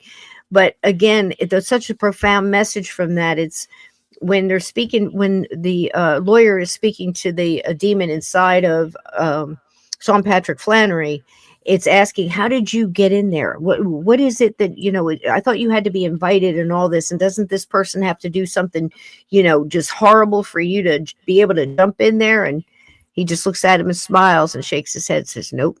And he says, well, how then? And he says, all the little yeses, little by little. I have all the time in the world. And that is like one of the scariest things you'll ever hear, right? when you think about it. And it's choices. It's just, responsible for everything, like we said in the beginning. This is the finish up of this. This is the guy's book. This is Ken Webster. And again, I highly recommend, if you want to hear the full story on this. This is too big a story to dig in for a mixed night like this. But again, why Files did it the best. So, why touch it? You're going to enjoy it. Plus, he's got Hecklefish. So this is the book. There's two now, Steve. There's another printing where he added some. So you could say this whole thing was made up just to write the book. They really didn't get that much money on it, and they've really turned down an awful lot of stuff. So it's like back and forth on the scales of whether they're doing it for the money. Believe me, you're not making a lot of money putting one book out. You're just not. It's just not, they didn't buy, multi-mansions and are not, they have valets and butlers and stuff because of it. It's a good story. And I think if it interests you, you should dig down into it. Steve, you want to finish this up? Yeah. Finally, Lucas revealed his real name to be Thomas Harden or Hawarden. Ken found that someone of that name had been vicar of a church in Barrington Parish, Gloucester, in the 1550s. Thomas made it clear he could see the couple in Meadow College. Car enthusiast Ken had left a photo of a Jaguar on the kitchen table. His otherworldly pen pal wrote, "I have found your picture of the cart, but it is a crude thing, for without the horse, it won't go far." Isn't that terrific? Yeah. So there's all little things like that. There's little things like, something would happen in the house and he'd write about it. I don't know where to take this story. I don't know what to tell you about the story. It's just very interesting. And if you're interested in time travel, ghosts, and, digging into 1540 and what was going on around that time, it's an amazing tale. And I don't know that it's been proven one way or the other. I think it's one of those that just hangs on the cliff, Steve, and it's left up to you, which is the most interesting. Yeah, most interesting. There are no answers, and that's the actual fun part of it. I love it. And Mud, here's my thing. I've been kind of picking up what you've been putting down over here. And if I'm correct in assuming, I think I got the story right. So let me tell you this. I'm going to throw out this, and this is my kind of like that first aid kit, that paranormal first aid kit you would carry around keeping your car on you. You know what I mean? So this is what I want you to do. I understand your issue. I understand your story and what you got going on around you, and that you're by yourself. So that's a good thing. What you have to do is create a barrier for your personal space. You have to go in every outside corner of the dwelling you are in. And I want you to put in the corners, get you some rock salt. Coarse is good. And the only reason it's good is because it's easier to get back up. But you can use any salt, little 5-cent. What's that? If it rains, it pours, with the girl in the rain with the. Is she still on there? Maybe she's gone too. Morton, but I don't know. Any kind of salt. Take a handful of salt in your right hand. I want you to bless it in your way, and I want you to put light into it, and then I want you to put it in the corner, and I want you to say, I want you to absorb all the negativity out of this room. And I want you to repeat that in every corner. Then I want you to get you some apple cider vinegar, the clear, the yellow kind or the white kind is fine. And the only reason color is important is I want you to be able to see the color. Once you get a white onion, I want you to cut it in 4 pieces. I want you to take that white onion. I want you to take one of those quarters, and I want you to put it in a glass with vinegar just covering the onion. I want you to set it on top of that salt. I want it to go in all 4 outside corners of your dwelling. So if that means you got to go to the far end of the garage and the far end of the attic, that's where you go. Furthest far corners in all directions of your dwelling. Okay? Then I want you to take some prayers that you believe. If you don't believe it, you might as well write down a nursery rhyme. So I want you to take some prayers that you believe. You could take scripture out of the Bible. You could take, your own affirmation prayers, but I want them to be strong, and I want them to be absolutely adamant. I don't want any shaky stuff in there. I don't want any half-baked ideas. I want you to put it down. No negativity is allowed in this dwelling. This is my home. You will not touch me in my sleep. You will not come into my space. You will not come in the windows and the doors and the floors. I want you to remember all your covers, your roof, your floor, and all of your outside walls. And I want you to put light. Physically imagine in your mind light all around your dwelling, your roof, and below you. And when you sleep, I want the most powerful prayer underneath your pillow. You add anything else to that you want. You can sage, you can holy water, you can sprinkle glitter all over the place if you want. As long as you do what I told you to do, you will create a barrier. If you feel better by putting metals in those corners as well, religious metals, anything you want to add to it is fine, as long as it's positive and as long as you're adamant. I don't want any wishy-washy here. And I want you to claim when you walk out that door, this is my house. This is my place. My energy lives here. No negative energy may cross this threshold. And when you shut that door, you do it with an adamant boom, and you mean it, and you walk away. You will have no more problems. I don't care if you're living in the middle of, do you understand what I'm saying? Believe that. There you go. No charge.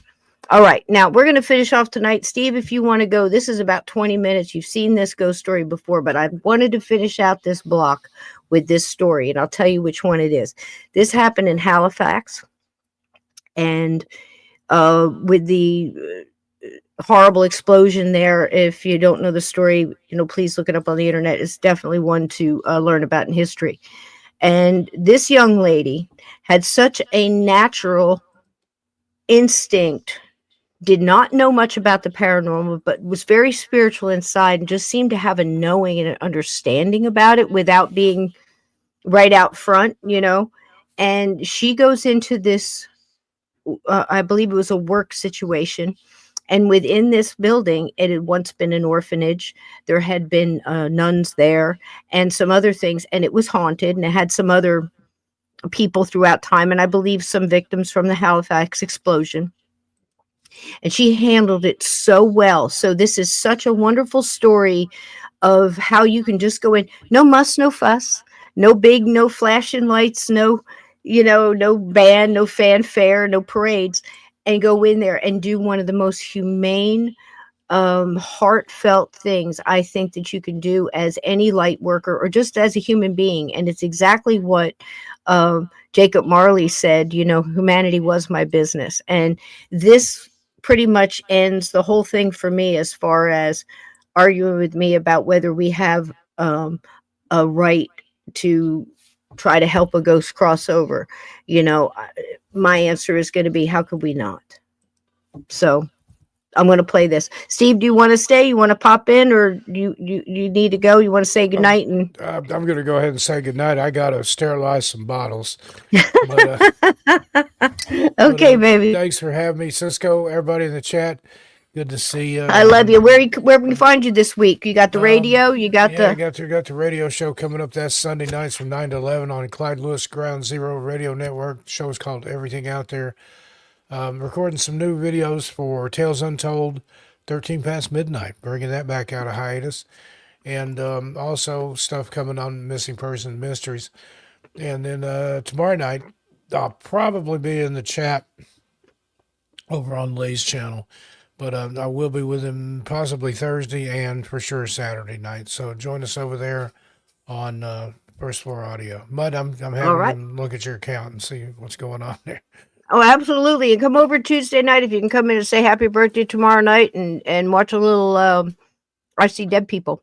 6 cents tomorrow night on Tuesday night at the movies at the Rumble. Birthday. Thanks, love you, baby. Hi, night. Nick. I love give holding kisses for me, sweetheart. We'll do. All right. All right. And Mud, let me finish that up. I forgot to tell you about the onion. So you're going to wait 3 days.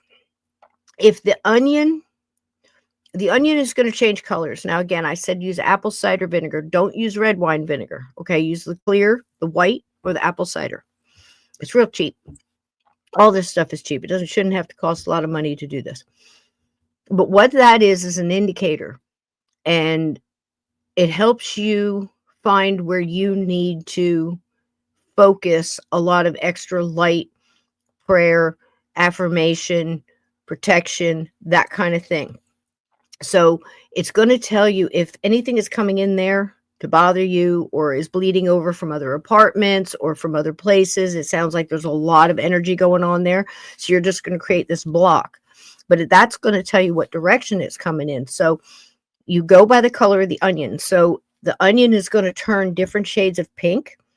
The darkest one is where most of the negativity is affecting. Okay, so that room you really affect on it. So like maybe put some some music. I know people that put on like the Passion of the Christ, 24/7, or turned on the radio or a Catholic channel, or real good classical music, really nice classical music, something soothing, those kind of things. And going in there and saying prayer, maybe white light and white candles, whatever you feel comfortable doing. I would definitely sage or use white sage, just a smudging. But as you're smudging, you must affirm the smoke.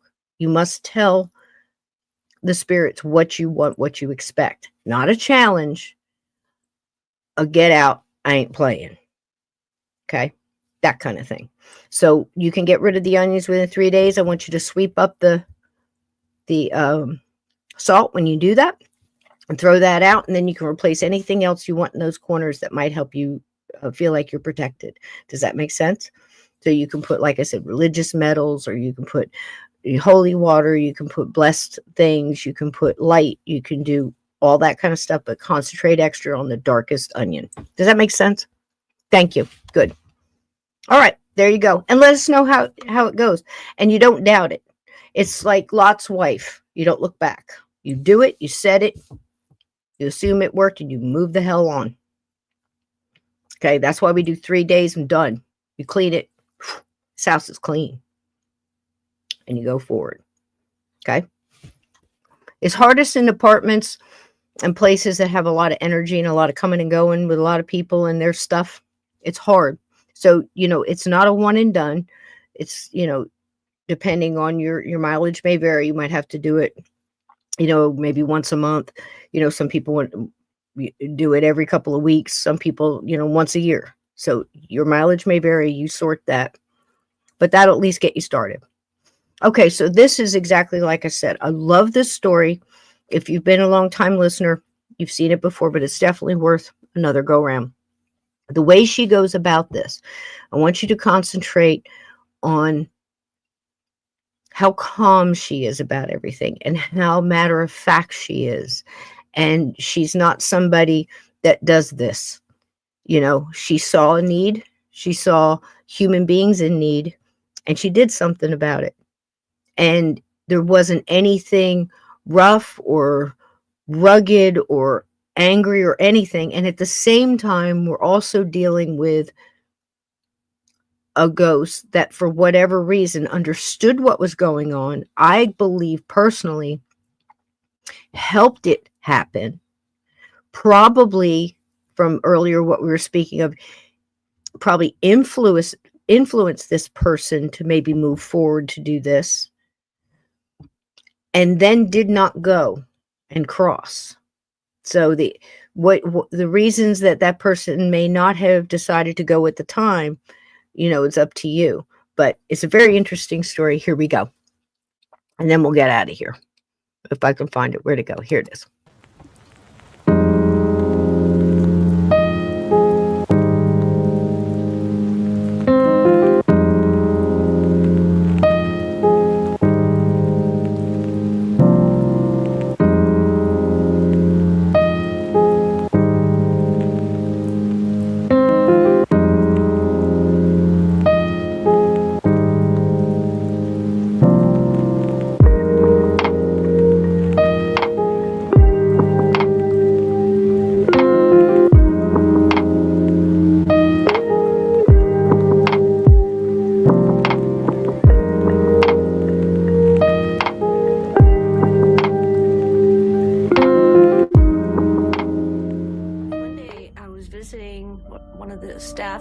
Who's also a friend of mine in the main basement of the house. And I thought, uh-oh, I could feel a chill coming off the bathroom.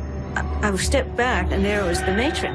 And I look, and I could see her outline, and she's following my friend.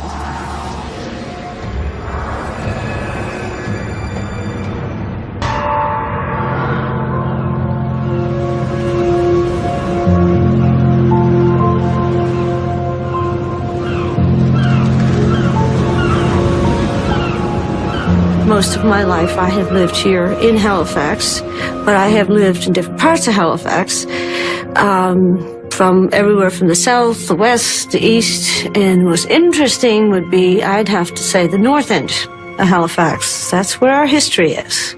I am an artist, and myself and a business partner founded an art gallery for the disabled called V Street Gallery Studio in a historic building called Veith House. It's a replica of an orphanage that had been destroyed by the Halifax explosion. What happens when a person dies without warning? Do their souls go straight to heaven? Or do they get lost and wander the earth searching for a home? Hello, I'm Lawrence Chow. The Halifax explosion was one of the biggest man-made disasters in history. 2,000 people died almost instantly.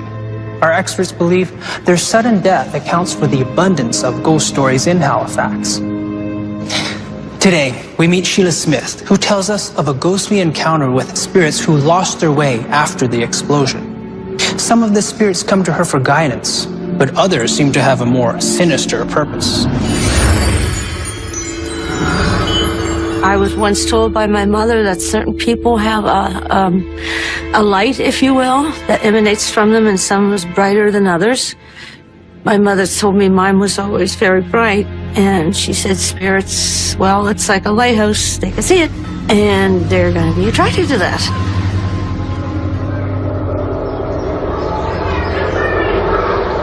Veith House started off as a small orphanage. I don't know when it was originally built because of the incident of the Halifax explosion where the two ships collided that were both filled with munitions. Orphanage and many other structures in Halifax was destroyed. They had rebuilt that orphanage not long after the destruction of the first one because one was needed so desperately.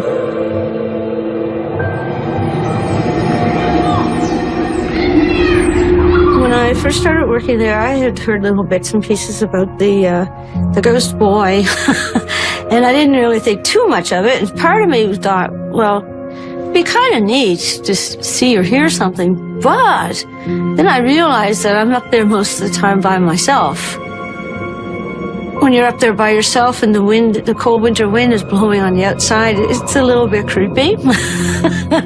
And especially if you go in there after dark, you have to go through a number of feet before you get to the light switch. So I would whistle to myself until I got my hands on it. Anyway, there was one day when I had just about everything cleaned up and I was up there by myself. The room went dead silent, and I mean dead silent.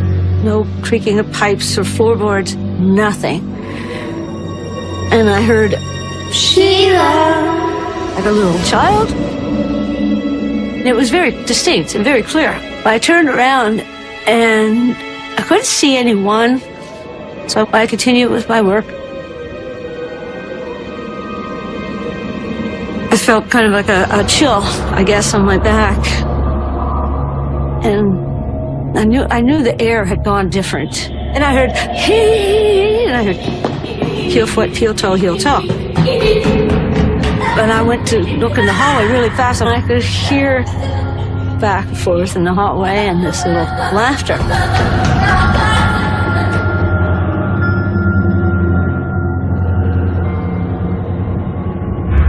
And I thought, oh my goodness.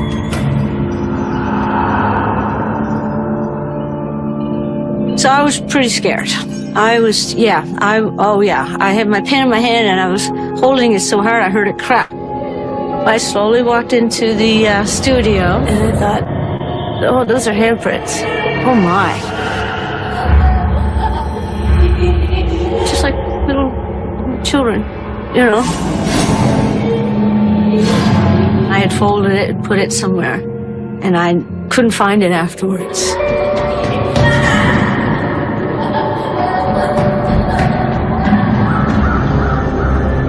We had a Christmas party. There must have been at least 20 adults there. And there was lots of food and people were just milling about. And I was working by myself.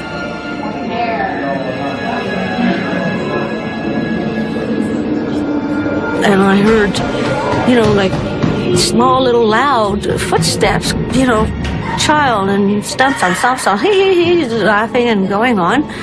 And I thought one of the guests must have brought their child. So I went to see where the child was.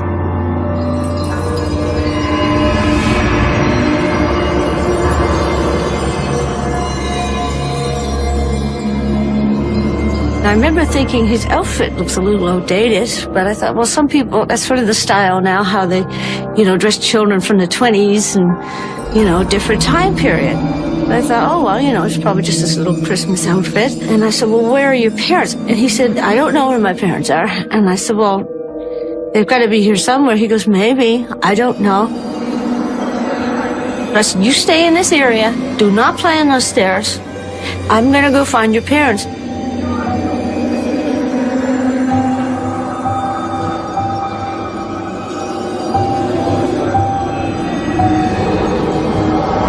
So I went around asking, each person, adult person, if they had a small, young, blonde child with them. And everyone had said no. So I went back down to the spot where he was playing, and he was gone. I couldn't even hear him.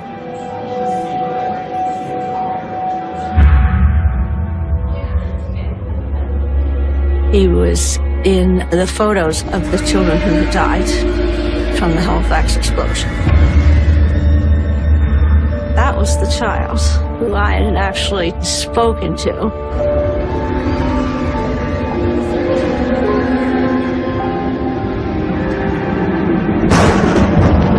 I was in the studio late one afternoon, and I remember because there was an electrical storm outside, and there was on one side of the building, the trees are actually touching the window, and I remember thinking, that window's going to come right through if that wind gets any harder. And then we had a flash of lightning. And I was talking to my business partner. I felt the air change. I said, uh-oh. And apparently, spirits can, when there's electrical molecules and whatnot in the air, it gives them more cohesion.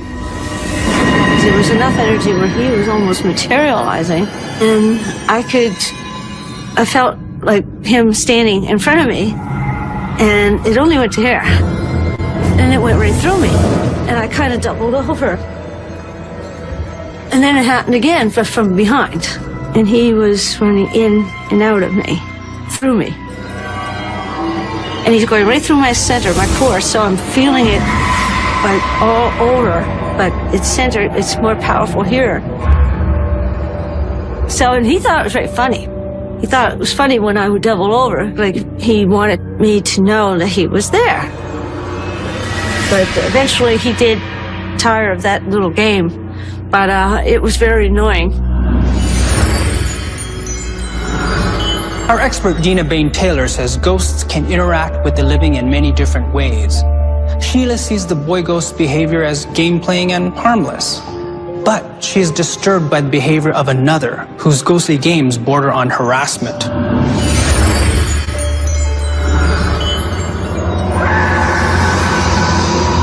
I did a research project on the history of Vieth House. I found myself in the library more often than not, looking up, ghosts and spirits, especially from Halifax. I had looked back at some of the city records of the employees and what types of things went on there, and they had nurses and matrons. From what I've read, Vieth House was destroyed in the Halifax explosion, and just before the biggest part of the explosion, one of the matrons who looked after the children, the orphans, had heard some rumblings coming from the harbor, and she thought, well, World War I was on, so she thought it had something to do with that. She thought they were being bombed. So the first thing she did was to gather up as many children as she could and take them down to the basement. And unfortunately, that's where herself and most of the children had been killed.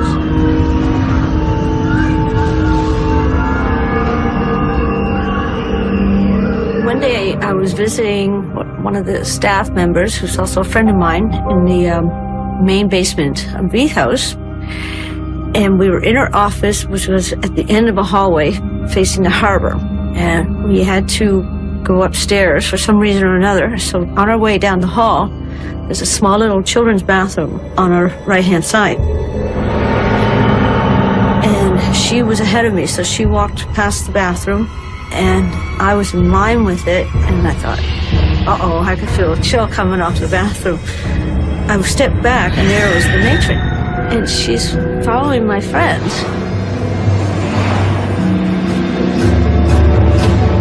She turned around, and she saw me standing there like this. And she said, "What?" And my friend can't see her. I told her the matron is here. She's almost breathing down your neck. Kind of creeped her out a little bit. I don't blame her. There's some reason her home base seems to be the children's bathroom in the basement area. Perhaps that's where the adults don't interfere, or I don't know why it's that one in particular, but maybe that is where she actually passed away.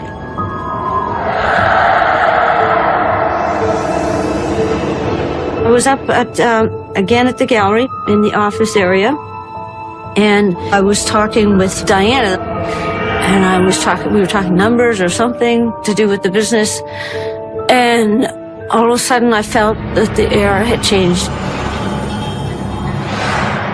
And then I saw movement in front of her face.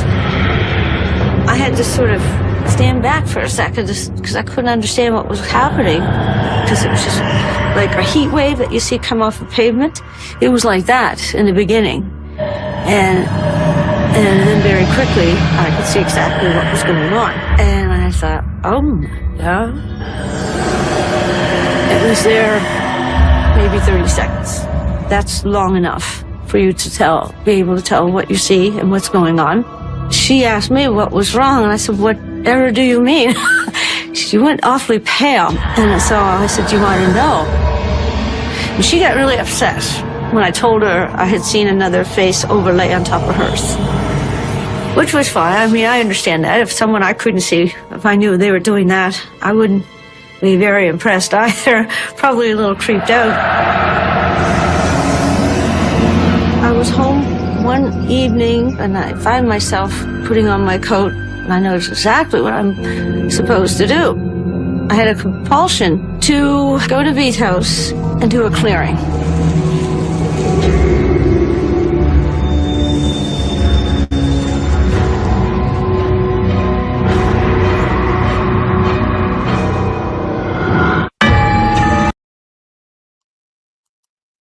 Now, I just want to step in here and ask you guys a question.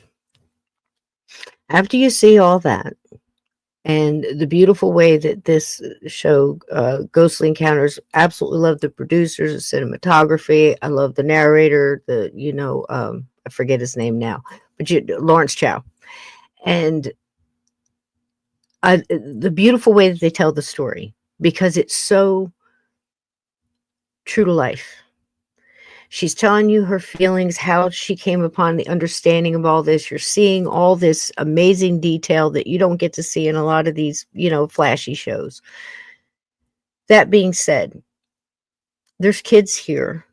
They obviously died in a horrible accident very quickly with a group of other kids. I cannot answer the question of why some crossed and some stayed. I don't know. If I could answer that, I'd be, your guess is as good as mine. Your thoughts are as good as mine on that. And why this nun is staying by, well, we could all guess. She's watching over the kids. We can think of a whole bunch of different things. Truth is, we don't know.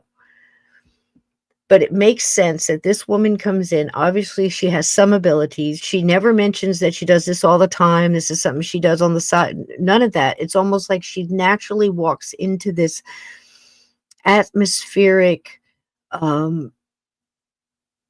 boot camp, almost, into the paranormal for her personally. And she's being shown all these things. It's an amazing amount of experiences all tied into one, including the morphing I was talking about it being the ghost coming through and going over this person's face, not necessarily possessing them, but definitely changing their features with their own, so masking them for whatever reason. You can imagine any of these things could be used for good or bad. But my question is this. Now that you've seen a little bit about this story, right? And you've gotten to know the lady who's telling the story a little bit, and where she was, and a little bit about the ghosts, and the fact that these are showing up as full apparitions. She's also noticing that during a thunderstorm, they can seem to use that energy to manifest a little bit. And she noticed that, how it was like glitching in and out. Interesting, you know. She's talking about how she understands that this matron, she calls her, hangs in that one area. Perhaps that's where she died. Seems to be, you know, she's thrown around some theories there. And then she gets to the point where she says, you know, I just had a feeling that I should, you know, do something else. She's not coming into this, you know, hi, you know, I'm part of this and I have, you know, all this knowledge, and I'm going to go in here and I'm going to start, you know, flipping tables and taking names kind of thing. She's going about, she goes, I feel like I need to do something. You know, she's had multiple experience, talked to a little boy, full apparition, spoke to him, audible, you know, in hindsight, like somebody said in chat, oh, we should have asked his name and all this other stuff. In hindsight, you look back and go, yeah, she thought she was talking to a little boy and she was going to find his parents, you know. So, had that ability to manifest so physically is a mind blower, right? And the matron, and who knows what else is there that nobody sees, right? There could be plenty more there. Seems to be a hub. And I think in a lot of ways, spirits kind of come together and congregate into that. But it doesn't seem to be a place that's all, you know, everybody's screaming and yelling and, you know, things are floating around the room and, you know, priests are being called and all kinds of other things. It's a whole different kind of deal. And isn't that interesting, right? So it all depends on the living too, in a lot of ways, because it could be that. It could be that. But that's not how the people are reacting. Interesting. So you look at all that and understanding what's going on in that building, and then tell me that what she's about to do is a bad thing. Because there are people, and the reason I'm kind of emphasizing on this a little bit is because, look, I know a lot of mediums. I know a lot of psychics. I know a lot of people with abilities. I know a lot, you know, been in this a long time. If I didn't, it'd be suspect. You know, after 50 years, I haven't met anybody. So there's some that I've followed a career of theirs for a very long time, you know, 30 years plus. So I've seen how they've developed and how they've handled their abilities and their fame or their success or lack thereof. And I've watched some go do what this woman is doing right now. And then later on, here recently, seeing them on social media or a podcast or in some little clip of a convo where they've completely done a 180 on it and said, you people are crazy if you think that you can cross somebody over or help out a ghost. It's like you have no place doing it, and you couldn't do it if you wanted to, and that's not how it works, and or whatever it may be. Don't be fooled by those things, because I've watched them for 20, 25 years doing it this way. Now, if you did it that way and something happened to change your mind and you have knowledge you want to share, I'm all for it.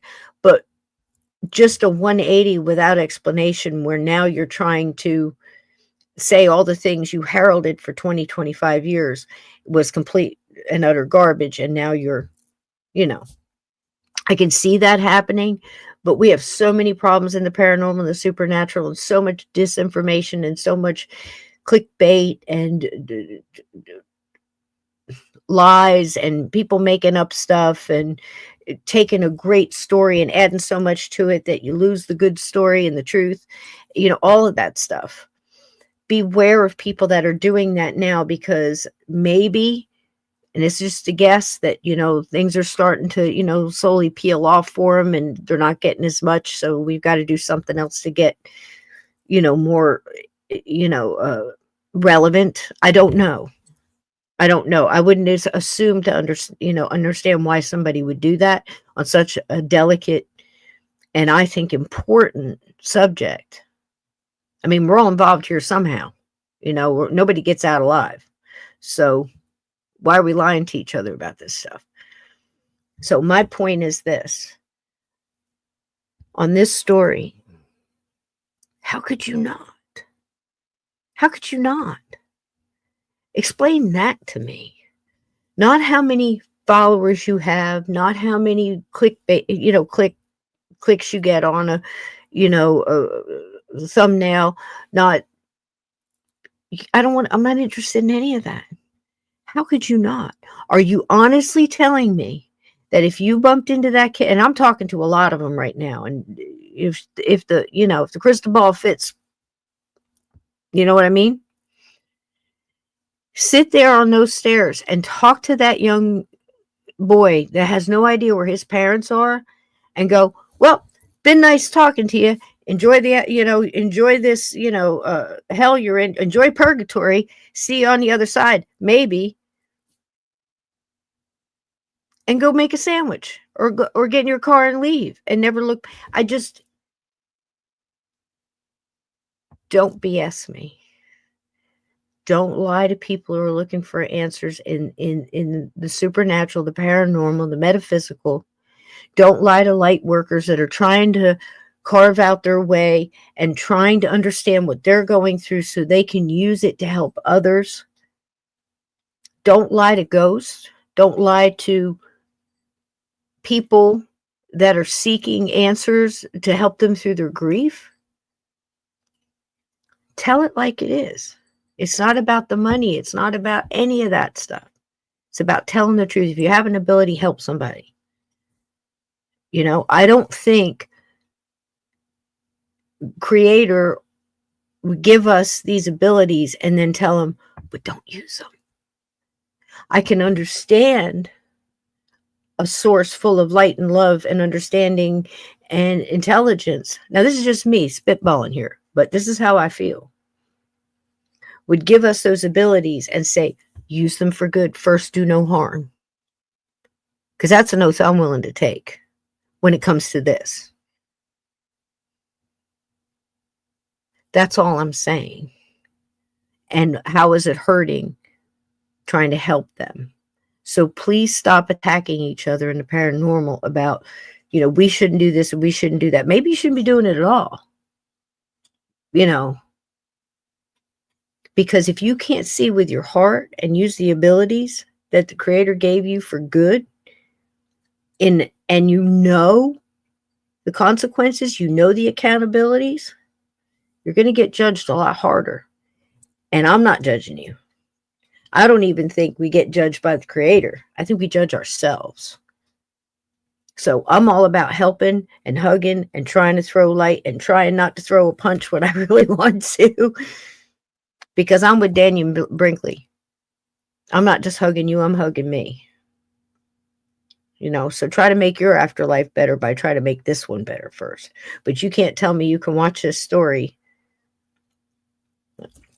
Right? And then again, I'm talking to the people that are doing these 180s and saying, don't cross them, don't cross them, don't cross. You know what? It's none of my business. I'm just giving information and helping along and throwing in some love and some light. And they're coming back in my dreams and saying, hey, I appreciate it. Or coming through somebody else and telling me that. People don't even know. So you're going to have to come up with a lot more than, we shouldn't interrupt their journey. Don't interrupt mine.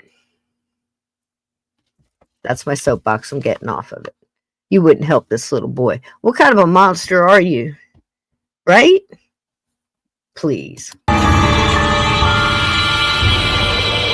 Sorry, guys. I kind of feel strongly about this.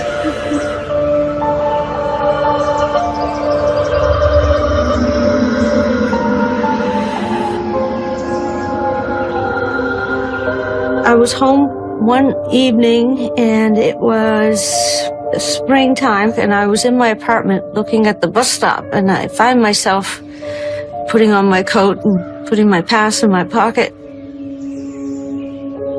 Night, And then Scott. before I know it, I'm sitting at the bus stop, and I know exactly what I'm supposed to do. I had a compulsion to go to V's house and do a clearing.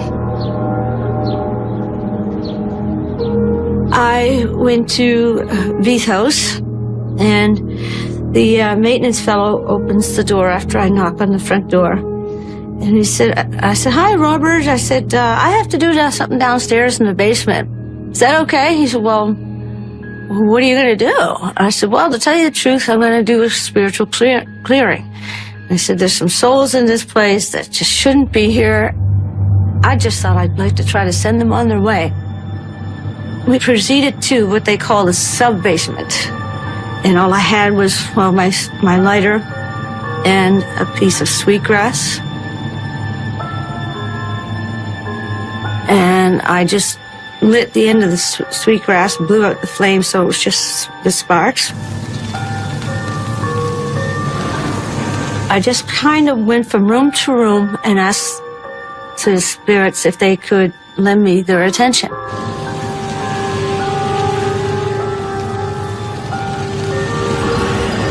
And then all of a sudden, it felt like feathers or fingertips very, very lightly, very softly, all over my skin at the same time. And it was moving, undulating and moving. It felt like it must have been many, because I just got the sense of more than one. I could feel them all around me. I'd never felt anything like that before. And it was very strong, but it was very gentle. And I could hear, like, not whispers, but voices far off, but speaking softly. And many, and they grew louder, and I could tell there was more of them. And then I could hear the younger ones, but they were more like murmurs from the children.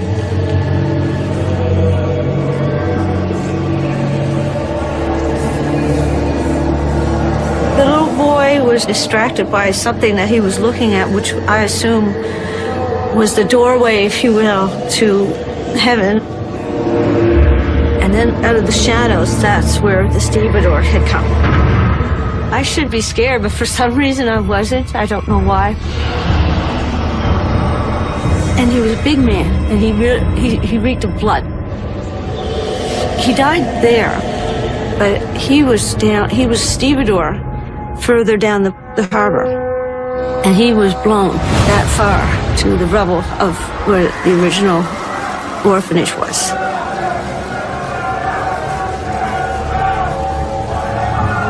And he was just very confused, very angry. But he began to settle down, and they all did. You could hear it, you could feel it. It was almost like a buzz in the air.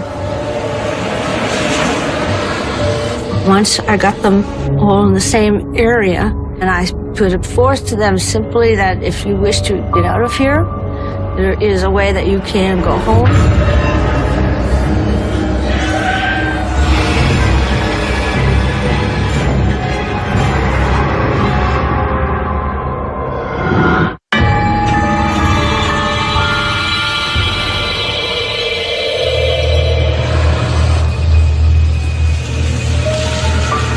Once I got them all in the same area, I put it forth to them simply that if you wish to get out of here, there is a way that you can go home to the light, to your family and your friends, and many more good things. My final words had to do with, you are now free to go. The door is open, there is the light. And it was dead silence, pardon the expression, but absolute quiet, which was unnatural. In an old house like that, especially in a basement, there should be noises. And then all of a sudden, a huge gust of wind. All these people were finally going home to where they belong. They don't feel lost and scared and in pain anymore. They don't have to live in that awful, awful moment of the Halifax explosion. And then I felt so good. Like, yes, we did it. I knew they were home, they were okay. And then I saw the matron. She wants to stay, she wants to stay. from some of the staff who hadn't even known about the clearing I had done. And even myself, I noticed that it just feels lighter throughout the entire building. I'd like to think that when I pass, that if I cannot find my way, that there is going to be someone to help me. Our experts tell us there are two kinds of ghosts: those with unfinished business and those who can't find their way. Death can be confusing, especially sudden and chaotic deaths like those in the Halifax explosion. A spirit might not know where they are, or even that they're dead. Sheila's clearing ceremony was simple, but our experts say it worked because it had the two essential elements: sweet grass to attract the spirits, and pure and honest intent to guide them on their spiritual path. In return, Sheila believes the ghost helped her, giving her a new outlook on both life and death.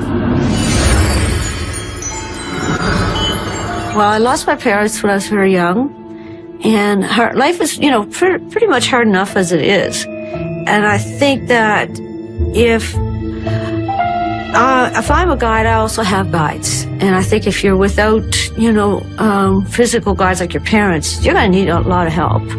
So I think that this is definitely giving me the... Wow. Wow. Okay. I rest my case. Beautiful story. She went in there. She did what came naturally. She's using sweet grass to attract the spirits, right? You can also use, put dried lavender in your pockets. You can wear lavender. So many other things, so many different crystals you can wear, like amethyst and things like that. It not only protects you from negativity, wards off negativity, but it draws in spirits. So in any aspect of the metaphysical like that, you can bring in what resonates with you. All right. That's what she did. And she went on pure instinct and love and kindness and just empathy for these spirits. And everybody started to come in, and all that whispering she's hearing. It's like, come on, let's go. I've heard that. And it's almost when you get somebody in there that brings that light, they all start paying attention. So explain to me what part of that was wrong or bad. Right? I heard her say she lost her parents very young. She found something to hang on to. This makes somebody very strong that gets to her age and makes it, and gets out there and keeps going. So very young, she was introduced to the morality, the mortality. And, is there another side? And where are my parents? And what's going on? So it probably strengthened her very young in her beliefs and her thoughts and her ideas and theories, right?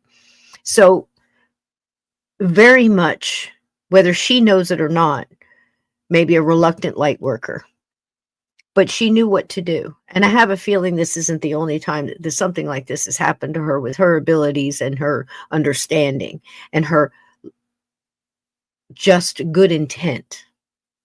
And I think all of those things together just brought a lot of relief for some stuck spirits. So explain to me how any of that's wrong, because this is what light workers do, is help people along on their journey and try to help them on their path if they've lost their way or they seem stuck.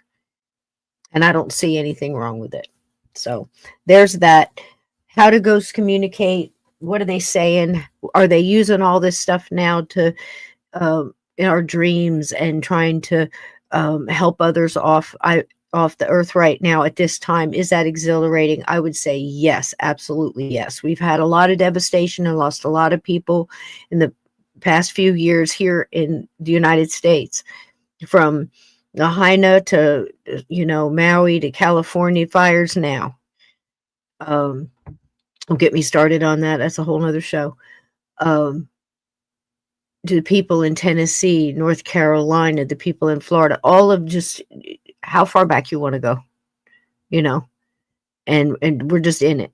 So we need to keep that light going strong. And I know it feels like being a light worker right now and all of this spiritual warfare, it almost feels like you're a candle in the wind, but you come here, dip back into that pool of light and take some back with you and a story like that ought to give you a lot of fuel for pushing forward and understanding that, gosh, we really are all connected. I mean, look at how many things you saw going on there. It's almost like that matron was playing with her a little bit, like, hey, look what I can do, And I didn't hear anything about anybody being bothered or, losing their minds or anything like that. It was just a whole different deal.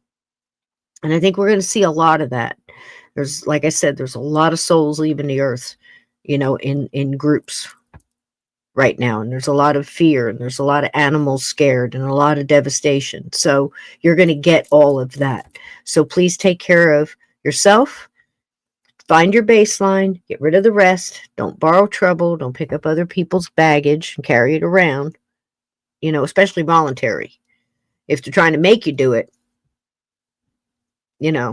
hell no. See what I'm saying? And consider in the hard times how beautiful all of this really is. And it eases up the pain a little bit. It eases up the fear, because it's like, golly, I'm just learning here. So I'm just going to take in all I can. And I'm going to do the best I can. And if I can do good along the way, I will. And I've been given abilities. So why would the Creator give me abilities and then tell me not to use them? So I say go out there and use them. Spread the love, spread the light, keep it going, and never doubt that one spark of light can get rid of a whole lot of darkness. Be that light. I love you all. Thanks for being here. Please join me tomorrow for my birthday for The Sixth Sense, or Tuesday night at the movies, only on Rumble. So get over on Rumble and follow me over there. And I thank you guys so much for your support, for the PayPals, for the rants, and everything else. It all goes back into this, and appreciate it so much. And if you ever need a t-shirt, get over to tpublic/Cisco. There's some great stuff there, and it's really good quality. I got a couple for Christmas, and I was really surprised by it, so I don't think you'll be disappointed. Love you all. Thank you for being here and participating in the chat and putting up with my rants. It was nice. It's always nice spending the evening with you wonderful people. So thank you so much. Give yourself some bacon on the way out. And I think we're going to dance on the way out. I'm going to have to go and find you something. Hold on 1 minute. You want to dance, or you want to dance, or do you want to see something funky? Funky or dancy? Good music? Something bouncy? Such a good ghost story, wasn't it? Ghostly Encounters. Go look them up on YouTube. They got some good stories out there. Dance those blues away. Keep your head up, and I'll see you tomorrow night. Don't miss it. One of the best ghost movies ever made, in my opinion. Let's enjoy it together. Be good humans.